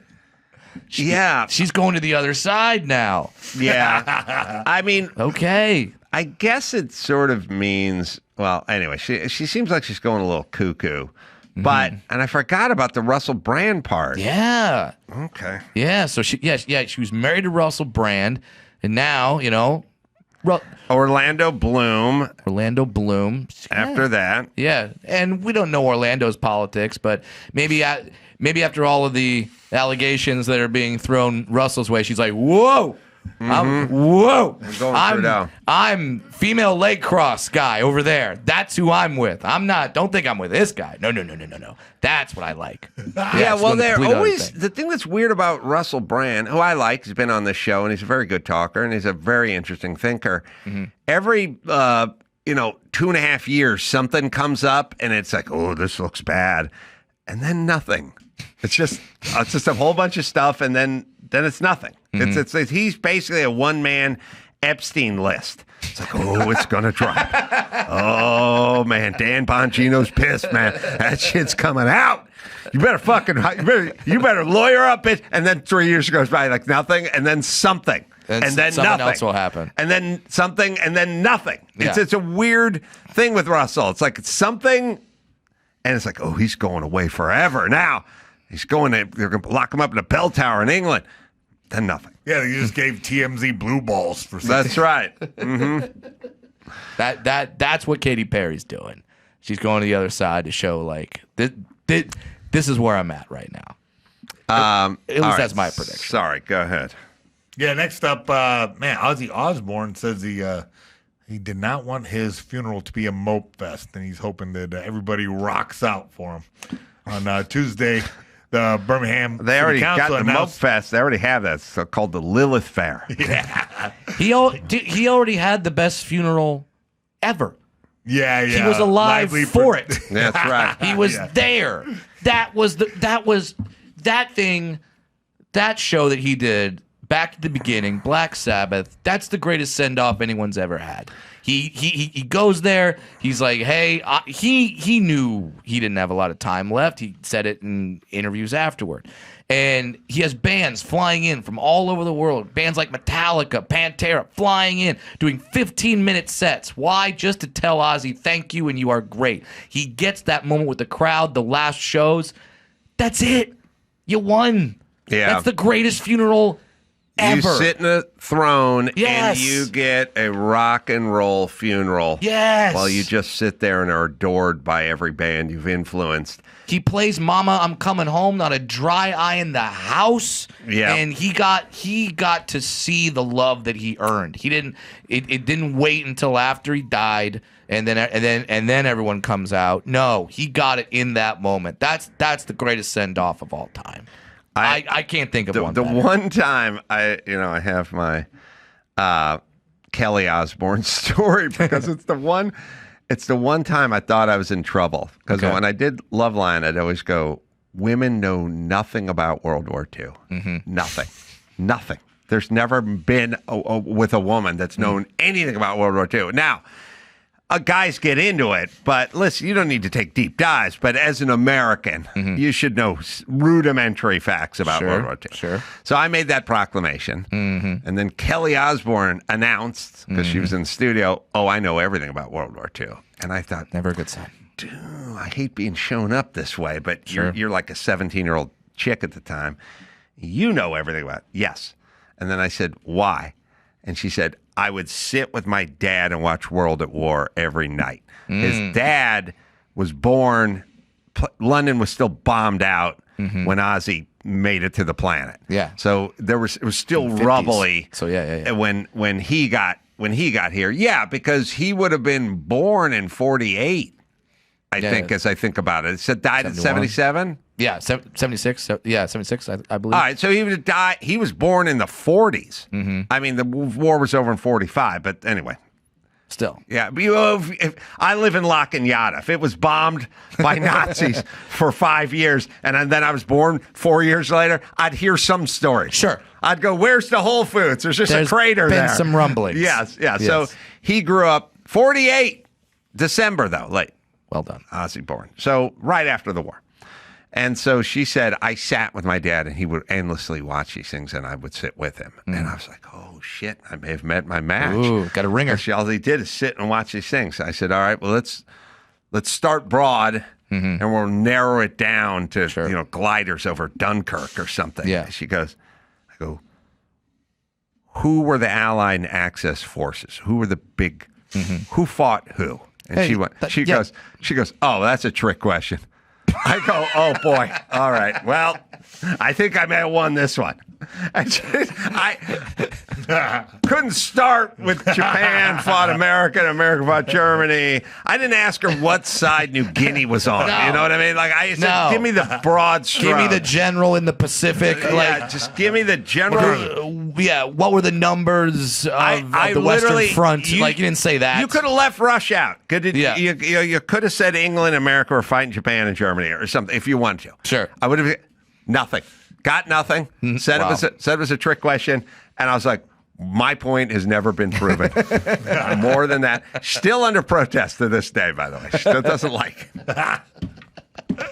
But I do not think you're allowed to argue that you know a lot. Like, I couldn't call myself a Super Bowl expert if I didn't know the name of either team that played in the Super Bowl. Yeah, you're like, well, who played in the last Super Bowl? Like, well, how would anyone know? Yeah, trick question. I am an expert on the Denver Broncos. All right, who's the greatest Broncos quarterback of all time? Well, why would I have that information? Yeah. None. Ozzy got the greatest send-off ever. You're right. What was it, 2-3 weeks earlier? Yeah. So that's ever. Like, he got that love. It's pretty wild. It's insane, man. I think they're doing a doc on that concert, or that concert's going to be made available to watch at some point. But yeah, I can't wait. Take all my money. All right. We're going to talk to a couple of interesting guys, former NFL players, filmmakers, and football players. There's a really interesting doc out about Alabama, baby. Ooh. Man, good stuff. Let me waiting for them, but let me give Brad a plug. Brad's doing shows all over the place, and Brad's a really good stand-up comedian. And if you want to buy some tickets, I would suggest you do it. And the way you do it is you go to bradwilliamscomedy.com. Correct. Mayhem. Yo. I don't know if you got a place that you want people to go. Yeah, Mayhem Miller. I'm starting my own show. Check it out. I'm going to be at Portland at Helium's cool club over there. Love that club. August 7th, doing a couple shows there. And we'll talk to Caleb and Jeremiah right after this. This summer, Pluto TV is exploding with thousands of free movies. Summer of Cinema is here.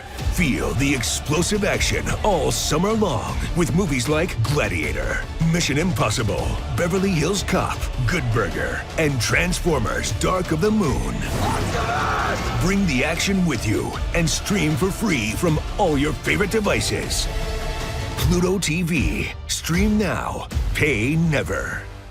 Rosetta Stone, don't you know? Summer is here. Maybe you're doing a little traveling. Maybe, just maybe, you're just sitting by the pool. Either way, why not use that downtime to actually learn something useful, like a new language? Rosetta Stone makes it easy. I mean, imagine going on vacation and actually being able to order food without pointing at the menu like a caveman. It's called progress, folks. Dr. Drew uses Rosetta Stone. He speaks really fluent French, but his wife was struggling. And so he told me, he gave his wife, Suzanne, Rosetta Stone, and it helped immensely. Rosetta Stone's been the gold standard for 30 years. Millions of people, 25 languages. Their true accent tech actually helps you sound less like a tourist and more like you know what you're doing. It's all bite-sized lessons, fits right in your schedule, and you can use it on your phone or desktop, so no excuses. It's Rosetta Stone, right, Dawson? Don't wait. Unlock your language learning potential now. Adam Carolla Show listeners can grab a Rosetta Stone's lifetime membership for 50% off. That's unlimited access to 25 language courses for life. Visit rosettastone.com/Adam to get started and claim your 50% off today. Don't miss out. Go to rosettastone.com/Adam and start learning today. And now, Alcoa presents Definitely Not a Jew on the Adam Carolla Show. Dateline, Clearwater, Florida. A 49-year-old man was arrested for disorderly intoxication in the parking lot of an Applebee's. At the time, the man was wearing a wig, fake breasts, and a pink thong. Definitely not a Jew. Caleb Castile has joined us. He has a doc out along with his dad as well. Nothing But a Winner. It'll be nationwide released coming up any day now, July 31st. Good to see you, Caleb. Great to see you. Very interesting intro right there. That's exciting. It's an old joke and a long story, but Alabama. First off, so I got the doc. It wouldn't download, so I watched the trailer. The trailer's spectacular. I make documentaries, so I know good documentaries when I see documentaries. The first thing I thought as a documentary filmmaker, it's like so much footage, so much, NCAA, Alabama, national title stuff.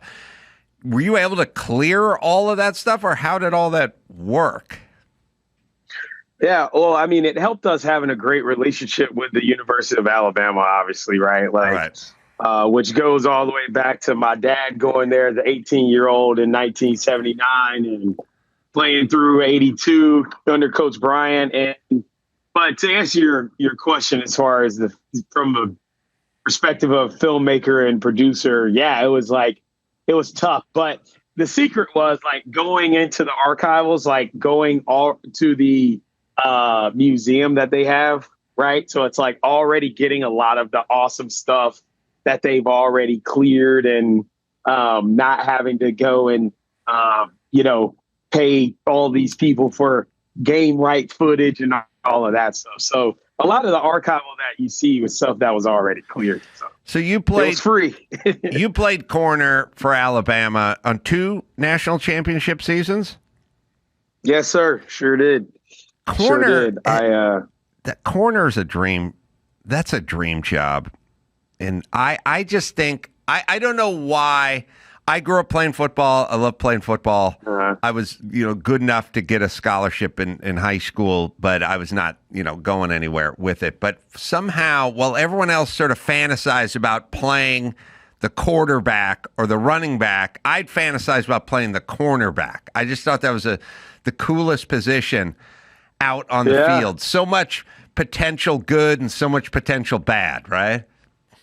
That means you must have had a lot of confidence, Adam.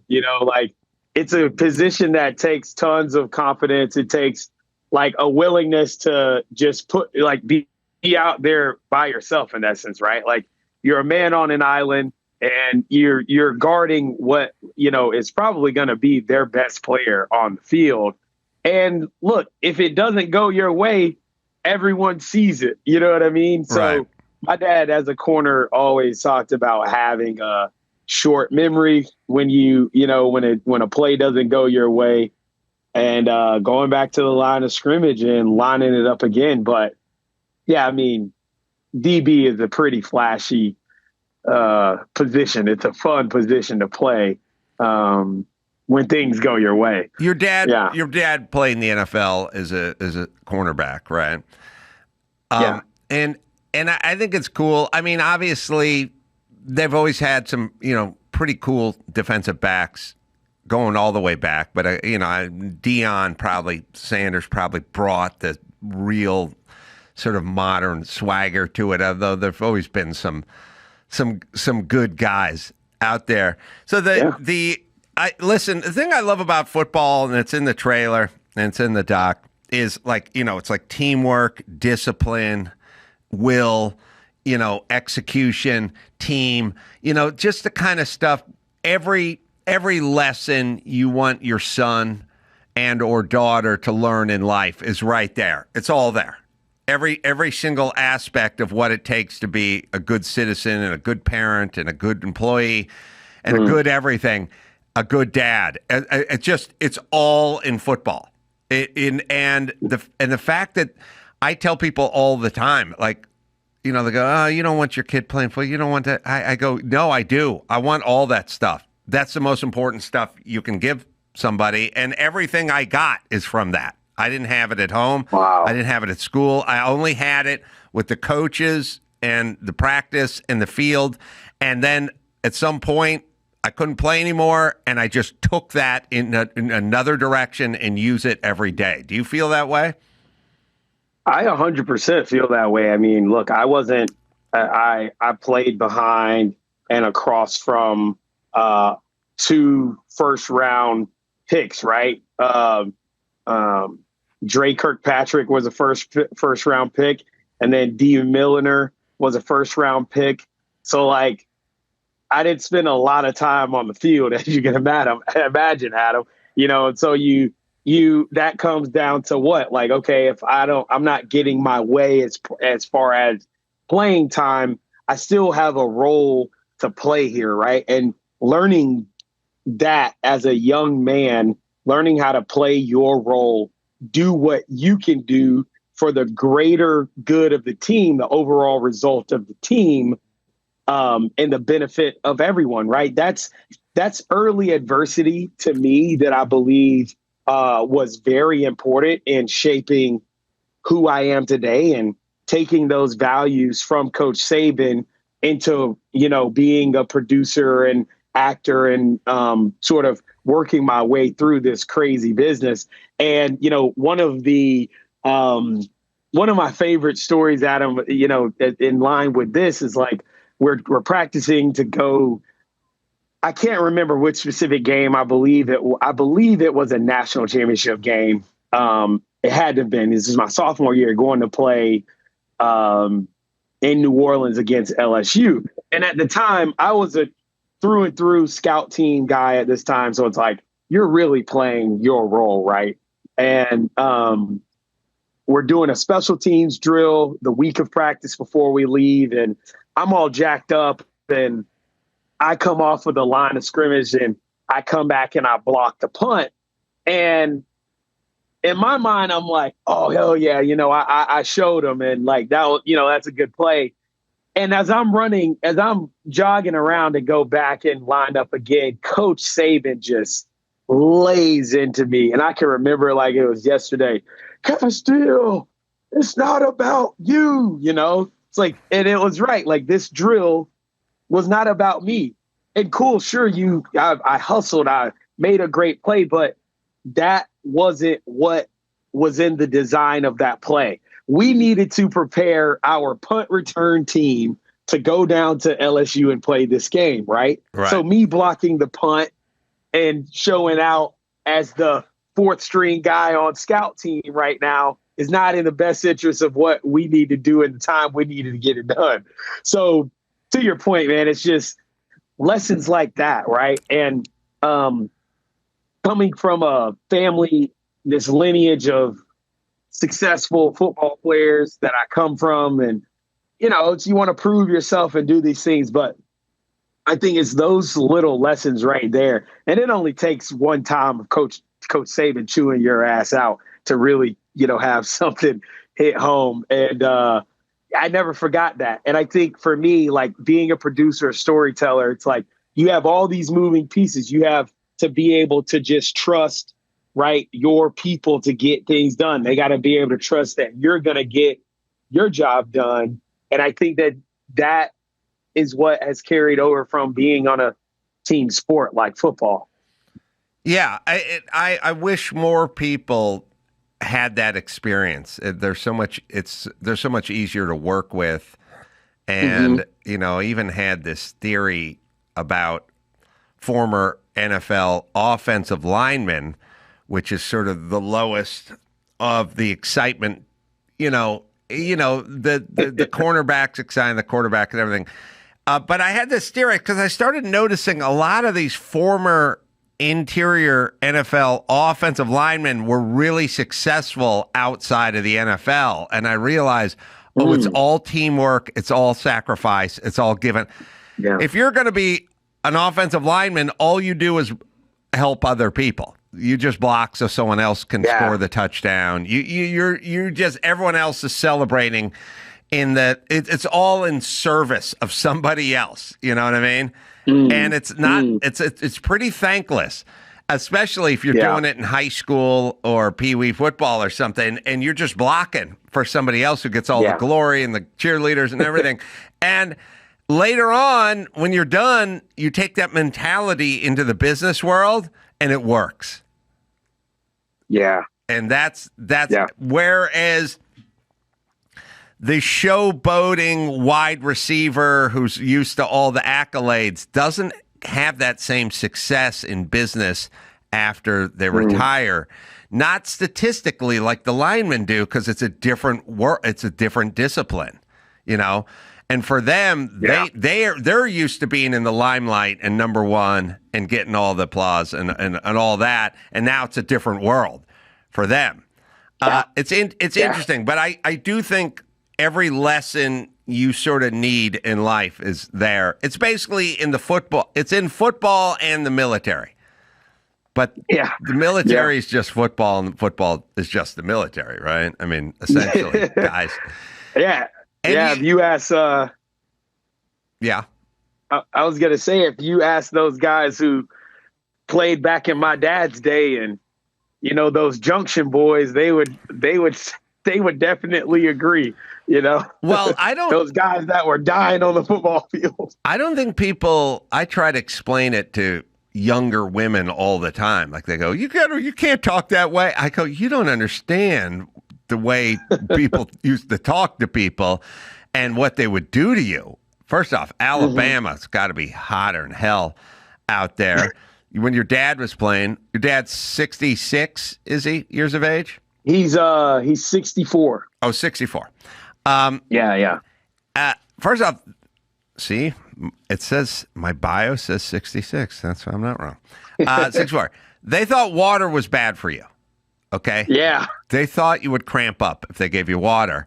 And so they would just run you and run you and run you and torture you in the sun. And that's all. And all they were trying to do is break you somehow or something. I don't even know what it was, but I got the same treatment, and I wasn't even playing for Bear Bryant, Yeah. And the salt tablets too. Tablets. It's like, let's dehydrate them even more. Yeah, at some point they figured out, I guess people need to hydrate a little if we're running them out in the sun. But I always thought a lot of it was just psychological. Like they're just trying to break you. They would say you'd be running wind sprints in the hot. I grew up in the San Fernando Valley in Los Angeles. It was the same, hotter than hell. And you'd be running, and at some point the coach would go, "Are you tired, gentlemen?" And if you said yes, then they'd go, "Because you're in bad shape. We got to keep running." And if you said no, they would say, "Good. We're going to do more wind sprints." So there wasn't really any correct answer to "Are you tired?" Lose-lose situation right there. Oh, we'd be doing wind sprints and they'd yell at you if your mouthpiece was out, like stupid stuff. But it was all just torture, right? All those things where you like, if you're, if you're bent over, it's a sign of weakness and there's no air down there, gentlemen, and all that stuff, It's man. I mean, I don't know. All of that adversity is good for you. Did Saban, how tough was he at practice? Oh, I mean, the toughest. Like, the only thing that separated their practice mindsets, Coach Saban and Coach Bryant, was the NCAA and the rules, right? I mean, Coach Saban, if he could have when I was there, and the rules have only gotten more and more strict. Like, I don't even think they can have 2 a day. I don't even think they really have 2 a days now in college ball, or any level, really. I don't think they have 2 a days anymore. But yeah, he was tough as nails, man. And Coach Saban had a philosophy and understood that if he had guys that could run all day and all night at any position, we're going to win ball games. Because, not only is he, we have 5 stars backing up 5 stars, right? Like, I used to just sit on the sideline sometimes and watch our big guys substitute in and out, right? You imagine as a left or right tackle, you're getting your ass whooped all day by one guy who's just an absolute beast, can go all day, has a crazy motor. One of these guys like Courtney Upshaw or Dante Hightower, right? And then all of a sudden, that guy leaves out on second down, and the third down guy comes in. That's just a different version of him, probably even faster. You know what I mean? But yeah, Coach Saban was just so tough. And one of the things that made him tough was this understanding that, like, my guys are going to be able to run. And that's what we did, Adam. Day in, day out, in season, out of season, we just ran.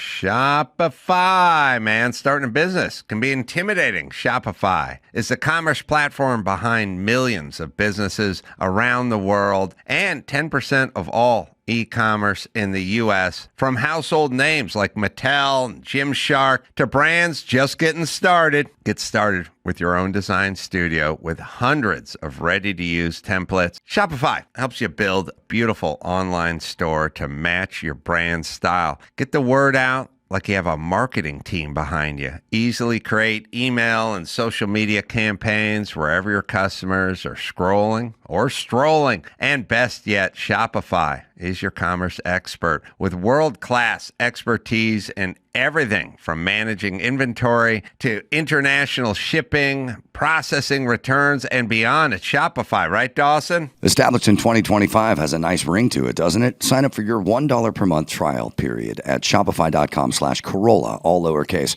Go to shopify.com/Carolla to start selling with Shopify today. Shopify.com/Carolla. O'Reilly Auto Parts. Yeah, man. I've been to a lot of O'Reillys around here. I've been to 2 different O'Reillys in like the last 3 weeks. Had to get the battery charge. And I don't even know what those things are called. They didn't have them when I was. You had to get, it's like a jumper box. Charge it up, pow, hit that battery. Man, that would have saved me a lot of heartache when I was young. Anyway, O'Reilly Auto Parts offers friendly, helpful service and the parts knowledge you need for all your maintenance and repairs as well. So whether you're a car aficionado or an auto novice, you'll find the employees at O'Reilly Auto Parts are knowledgeable, helpful, and best of all, they are friendly. Stop by O'Reilly Auto Parts today or visit us online at O'ReillyAuto.com/Adam. That's O'ReillyAuto.com/Adam.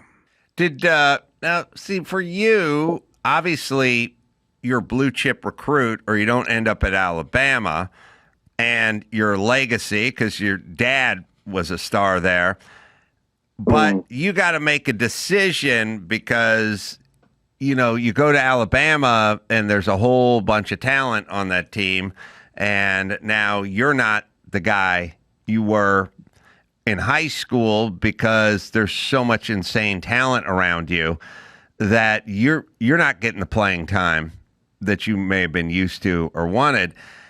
Now, if you'd gone to, I don't know, UCLA, then you'd be starting. I mean, and you wouldn't have to go to a junior college or anything. You just have to go to a school that was not Alabama. You know, maybe just a couple of rungs down from Alabama. You know, but then you got the pressure because your dad went there. So how did that work with you? Yeah. So what's interesting is my first scholarship offer was from Auburn, of all places. Wow. You know, obviously our rival there in Alabama. And I was an athlete, what they call. So like I played a couple different positions, and Coach Saban was really the one who talked me into playing DB. You know, coming to college and playing DB. I did, and I also had a bunch of different looks and opportunities from the UCLAs of the world and different SEC schools and some ACC schools to go and play offense. But I had, you talk about how my dad influenced this decision I made to go and play for Coach Saban instead of going to one of these other schools and playing offense. You know, all of those other schools that were offering me an opportunity to come play ball had losing records. And my dad was like, hey, this is simple, man. Like, you don't want to be on a losing program. Like, you don't want to go to a losing school. And this man has a tremendous ability to shape men and shape your character. This is a process that lasts 4 years, and know it'll be hard as hell and it'll feel like it's never going to be over. It's going to be over in the snap of a finger, blink of an eye, and you got to go and live your life.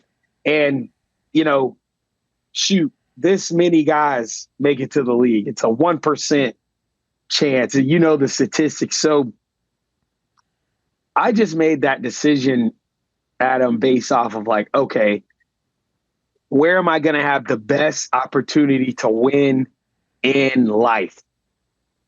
And I chose Alabama, and if I could go back, I would choose Alabama every single time. So yeah. Are there other docs you're working on? Because as a guy who makes docs, they just sort of begat the next one. You do one, and then you start making docs, and then you start looking at life through the lens of, ooh, that'd be a good idea for a doc. Yeah, so I want to do one about that guy, you know. And then you and then people come to you and they go, hey, I got an idea for a doc. So other doc ideas you're kicking around? Yeah, we got some stuff on deck that we're talking through, and we got a doc that we're going to focus on probably after this NFL and college season. That'll have to do with like the Rooney Rule and black coaches in NFL and college, and you know why you sort of see this sport that is, you know, more so dominated by African Americans, but such a small percentage of African American men who are, you know, in these coaching positions. And so we're exploring that, which would be sort of I don't know, almost in sorts, maybe a prequel to like Black QB that you saw on Amazon with that had Mike Vick and Jalen Hurts and all of those guys. So it's kind of similar to that, right? Of like,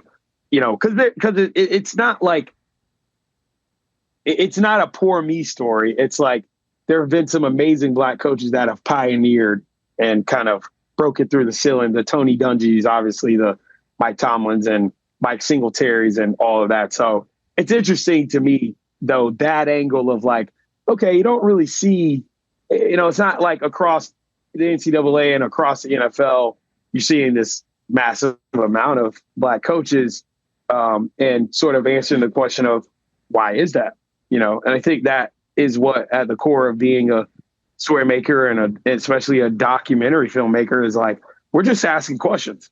And, you know, it's like up to the audience to sort of formulate their own, you know, POV around these things. But I think that's what I love about docs the most, right? It's kind of like going in and sort of saying like, this is what happened or this is what's happening and just, you know, giving it to people. Yeah. It's sometimes there's docs that try to shape things a little bit more than others, and they take a artistic license, I'd call it, if I was being nice.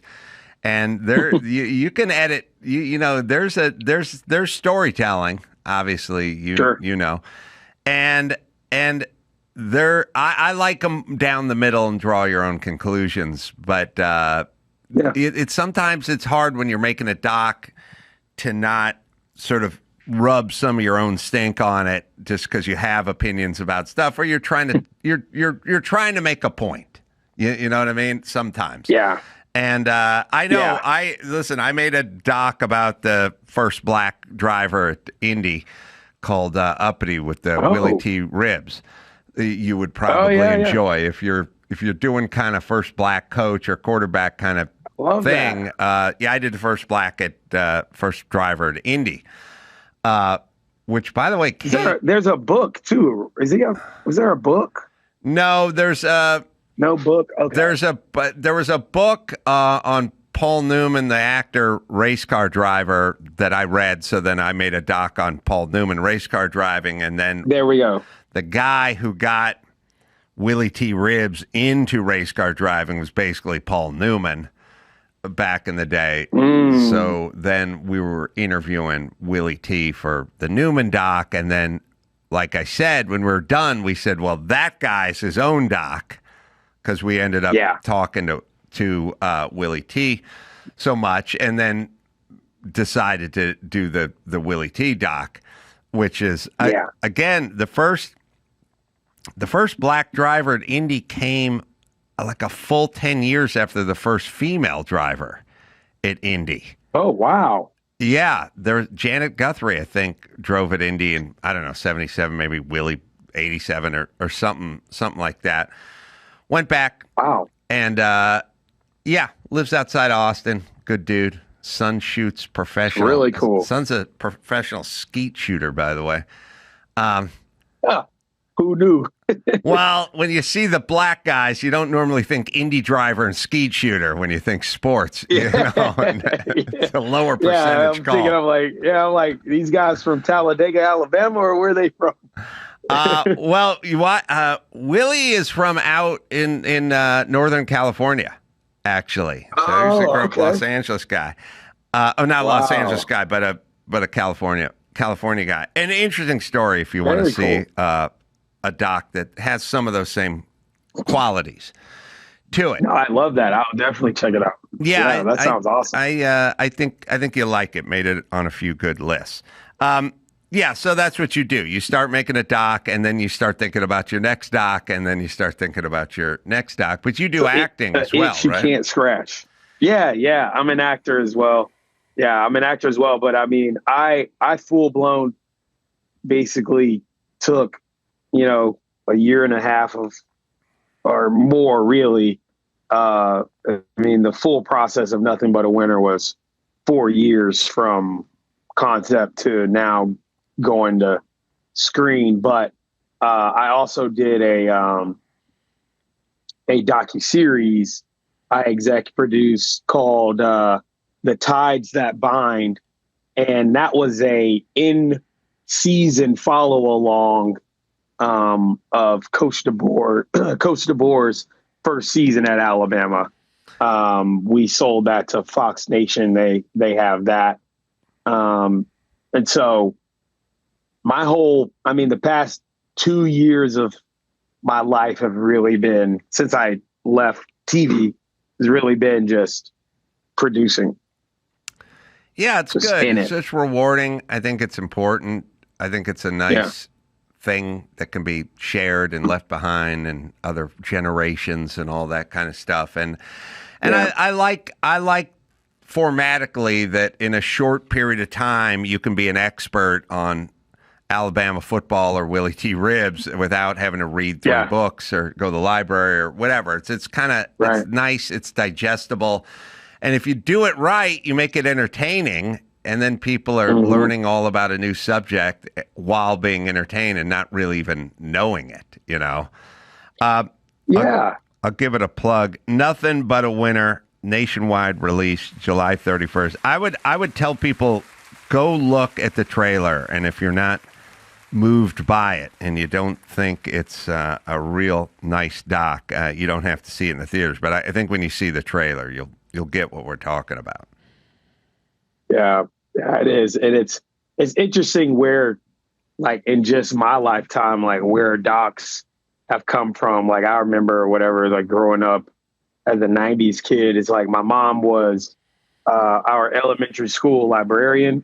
So, like, the only place or world I saw docs was either on PBS or you go to that section of the library where they were all on VHS at the time or whatever, and you can category about animals or science, space, these documentaries in that format. But now it's become, the genre of sort has become so popular. A lot of people we talk to is like, oh yeah, I love documentaries. And I think it is for that reason you're talking about, Adam, where it's like, people are reading less and less books. And it's like, sit me down, give me the, this entertaining version of this thing that I can also learn from, and they eat it up. So, here's what I would say about a doc. If you go and sit down and watch a movie and it's a turd and you go, oh man, I just watched, whatever, 90 minutes, 2 hours of whatever it is, and it's a turd, you just go, well, I just wasted 2 hours of my life I'm never going to get back with nothing, no nutrition, all empty calories, You can watch a doc and you can go, all right, I'm just going to watch that doc on Pee Wee Herman. And then you go, how was the doc? And you go, well, I don't know. It wasn't that good, but I'm an expert on Pee Wee Herman now. Ask me any question about Pee Wee Herman versus a crap movie where you got nothing. Yeah, so at least you got some nutrients in there. And when it's done right, I was entertained and I'm an expert on Pee Wee Herman. Caleb, good talking to you. Sorry, by the way. Yeah. Oh, no, go ahead. No, I was going to just ask you, what's your favorite doc right now? What's the one that you've watched Don't lately? let me, all right, I don't want to get too preachy here, kids, but listen to me. Listen to me. I am going to watch Nothing But a Winner. I love football. I love everything about football. I ended up then watching a doc on the supermodels, Cindy Crawford, Naomi Campbell, and Evangelista. And I ended up watching supermodels. Okay. The whole point is what do supermodels and football have to do with each other? The answer is nothing. Nothing. But you should be learning about everything. You know what I mean? Stop watching docs based on what you're into.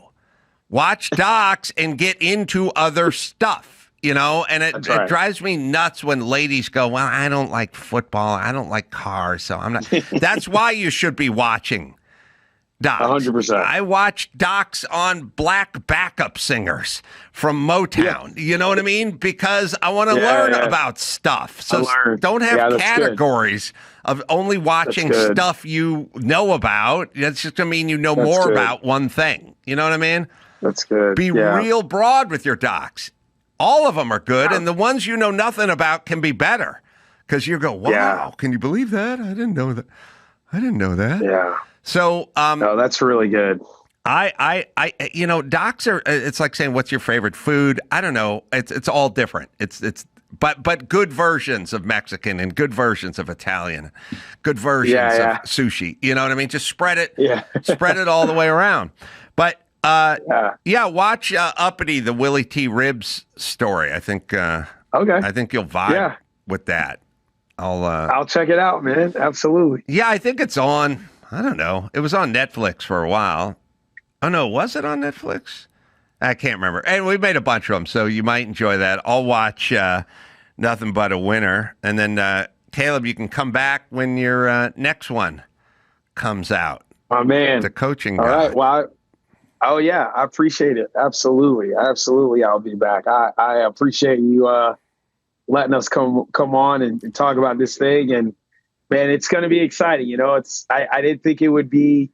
I honestly didn't know what type of deal we would end up with, but nationwide release, not bad. We'll see what happens. And for a doc, I'm super excited. That's it's high praise. Good to meet you, Caleb. Yeah. We'll talk to you soon. Take care. Yes, sir. Take care. All right. Nothing But a Winner.